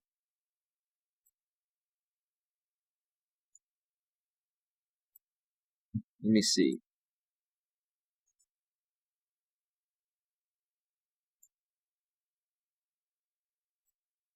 All right. I'm going to continue and see what Mo says. He says, hey, Eli, I have to get ready. We'll listen. Great show. We'll catch RJ show if you go over there. Okay, I'll reach out to RJ afterwards. I'm going to wrap this up in about 5 or 10 minutes. We are at 2 hours and 57 minutes right now. Laugh about it because that's all you can fucking do. But whatever's meant to be is meant to be. It doesn't mean that you change your beliefs of how you were raised and how the good Lord meant for us to live life, okay, because of what one or two women have done to us, or for you women, what one or two men has done to you. You cannot live your life based on how other people did you wrong, or you think they did you wrong. Okay? Whatever's meant to be is meant to be. If someone breaks up with you, it's because they stop, feeling the same way about you as they initially did. But why would that happen? It typically happens because maybe you ended up becoming complacent and you weren't the same person when they met. With women, you got to be consistent, right? If you meet a woman and you're in good shape and you're a fun guy to be around and you take her on dates and you go hiking on the weekends and you're active, right? And you make love to her all the time and it's all good. If you continue doing that, like what was happening between my ex Dana and I, you're going to be good, right? More than likely, right? But if you start off that way and then 6 months down the road, you stop sleeping with her less, you stop taking her on dates, you stop going to as many dinners or any at all, you stop going hiking or you do it every once in a great while, you're changing the way that you were compared to when you initially first met her. And women are not going to keep you around just because you were good initially. They want you to be the same person or even get better. And in the same ways that you'd want them to be the same person and get better too, right? Mo says, no, I hit the send button too soon. No problem, bro. George says it happens because women forget their wedding vows. What part of till death do us part is hard to understand. And I agree with you, Bill. I'm an old school, old-fashioned guy raised with traditional morals, values, and ethics. But here's the thing, bro. Marriages and dating are the same thing. The only difference is when you're married, you have an agreement between you and the state, right? So while I understand marriage vows should be taken seriously, it's just like the same as dating a woman with a marriage license, bro. That's how it is nowadays. And if you become complacent and you stop doing the things that you did when you first met her, even before you got married, or even you let's say you still kept on doing those things while you were married initially and you change, and the woman's going to react the same way, right? And I get it. Marriage vows are important, but guys, you got to understand. You got to continue being the same person you were, and you got to continue working on yourself and improving yourself. If you start to go the other way, for a little bit, most women will say, hey, babe, you're going through something. What can I do to help you, right? She's going to try to help you get back on track. And if you get back on track, you're good. But if you keep on sliding backwards, whether you're married or just dating them, it's the beginning of the end. And that's all I do here as I clearly explain that. That's what it's all about. Those are experiences. Learn from those experiences and be more careful the next time. You know what to. Those are your experiences, and be more careful the next time. Learn from your mistakes, folks. That's how I learned. I made plenty of mistakes. I still do, but I learned from all of them. Mo says, women get bored. Time is the devil's workshop. Keep busy with the lady. Why do women get bored, bro? What are you not doing or doing that bores her, right? Ask yourself that question. Women with me are never bored because I'm a great conversationalist. If a woman says something that I feel is ridiculous, I'll look at her and I'll say, you know what, babe, you're being ridiculous, right? Why, babe? Babe, that's ridiculous. Look, let's just forget about that. Let me take you on a nice hike. And then let me take a nice dinner. And then let's snuggle up and make beautiful love all night. How do you say that? Or what do you think about that? That sounds a lot better, babe. Does it sound better than talking about something ridiculous, babe? Right? You stand up to them maturely and respectfully, right? When most other guys would be like compliant, they'd be like, okay, babe, you're right. Like, do you understand what a woman respects? She wants you to be a man. She doesn't want to be able to dethrone your masculinity, which is the reason why she's there with you in the first place, right? I learned no more marriage, says George. Well, that's your choice, bro. Unless she's 25 and has a good chest. George, are you someone I know from the back in the days? Are you someone that used to be called 810? Maybe you are. Who knows? It's all good, George. Let's move on. To look for and take better chances. But don't sit there and fucking change the entire dynamic of life because of one or two people that did you wrong. Unfucking Right. People are going to do you wrong all the time. It's just recognizing it in the future and cutting them off sooner so they don't waste as much of your time as people in the past did when they were wasting your time before you could figure it out and identify it, right? That's all it is. real, man. Anyway, I need a little drink here because... Actually, folks, I'm going to cut it off right there. I may do a part 2 of this at some point. Maybe, maybe not. But I'm going to wrap things up. It is 11:18 a.m. Eastern, 8:18 a.m. Pacific. We've been on the air for 3 hours and 3 minutes. I want to thank you all for being here. Great, great show. Initially, we were talking about mixing business with pleasure. Creates irreversible conflicts of interest. Talked about that during the first part of the show. I mean, the first part of the show answered a lot of questions. And then towards the end of the first part, we talked about mixing business with pleasure, how it creates conflicts of interest and why you shouldn't do it. Then I came back and I was dissecting this video from my former channel that I did a response video on back then to a creator named Sandman. And the title of it was called Are Dating Coaches a Scam? A response to Sandman's MGTOW video. And the answer to that is some of them are and some of them are not. I'm definitely not. I provide a lot of value. I give away a lot of things for free, especially on my YouTube channel. If you come here on YouTube or on Facebook and you ask questions, I'm going to answer your questions free of charge. If you need a little more hand-holding, you can use my services on my website at coacheli.com. If you get value from me, sharing my free information and it helps you, and you want to hit the super chat on the YouTube side of things, or you want to send a PayPal, or you want to send a Cash App donation, that's on you. Mo says, I'm talking about in general. I do a lot with her. Activities with your lady is essential. Play, have fun. You can't be one way with a lady, then change to do nothing with her and expect her to stick around. I couldn't have said any better myself, Mo. Mo, thanks again for the $5 super chat. American Dream 6.2. Hi, bro. Hey, I'm about to get off the air, bro. I've been on for 3 hours. I went to bed early last night, got up early, and I'm going to probably be going on RJ Sandifer's stream. Probably within the next 30 to 60 minutes, I'm going to reach out to him. So, folks, if I go on RJ's stream, I will share it on my community tab here on YouTube. If you're on Facebook, come over to the YouTube side of things on my channel. The link to subscribe to my channel is there, and then go to my community tab and then check out the information. I share a lot of stuff on my community tab on YouTube. I like the way you think, says Mo. Thank you so much. Dream, did you get my messages behind the scenes, bro? Let me know. All right, guys and gals, it was a great show. Had a good time.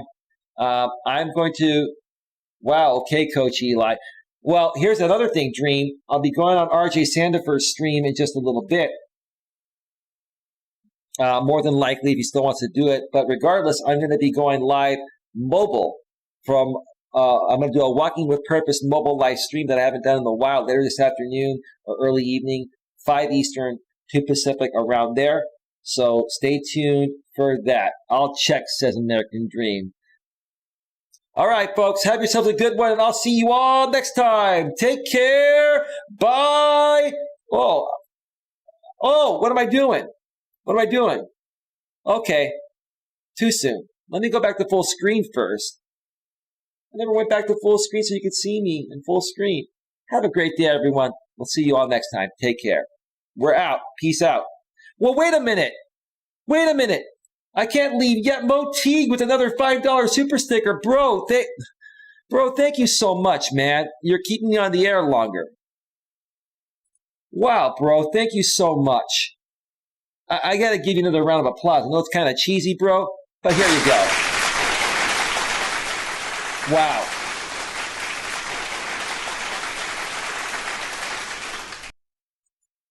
All right, folks. See you next time. Catch you in a bit, says Mo. Hopefully RJ is ready to rock and roll. Take care. Bye. Bye.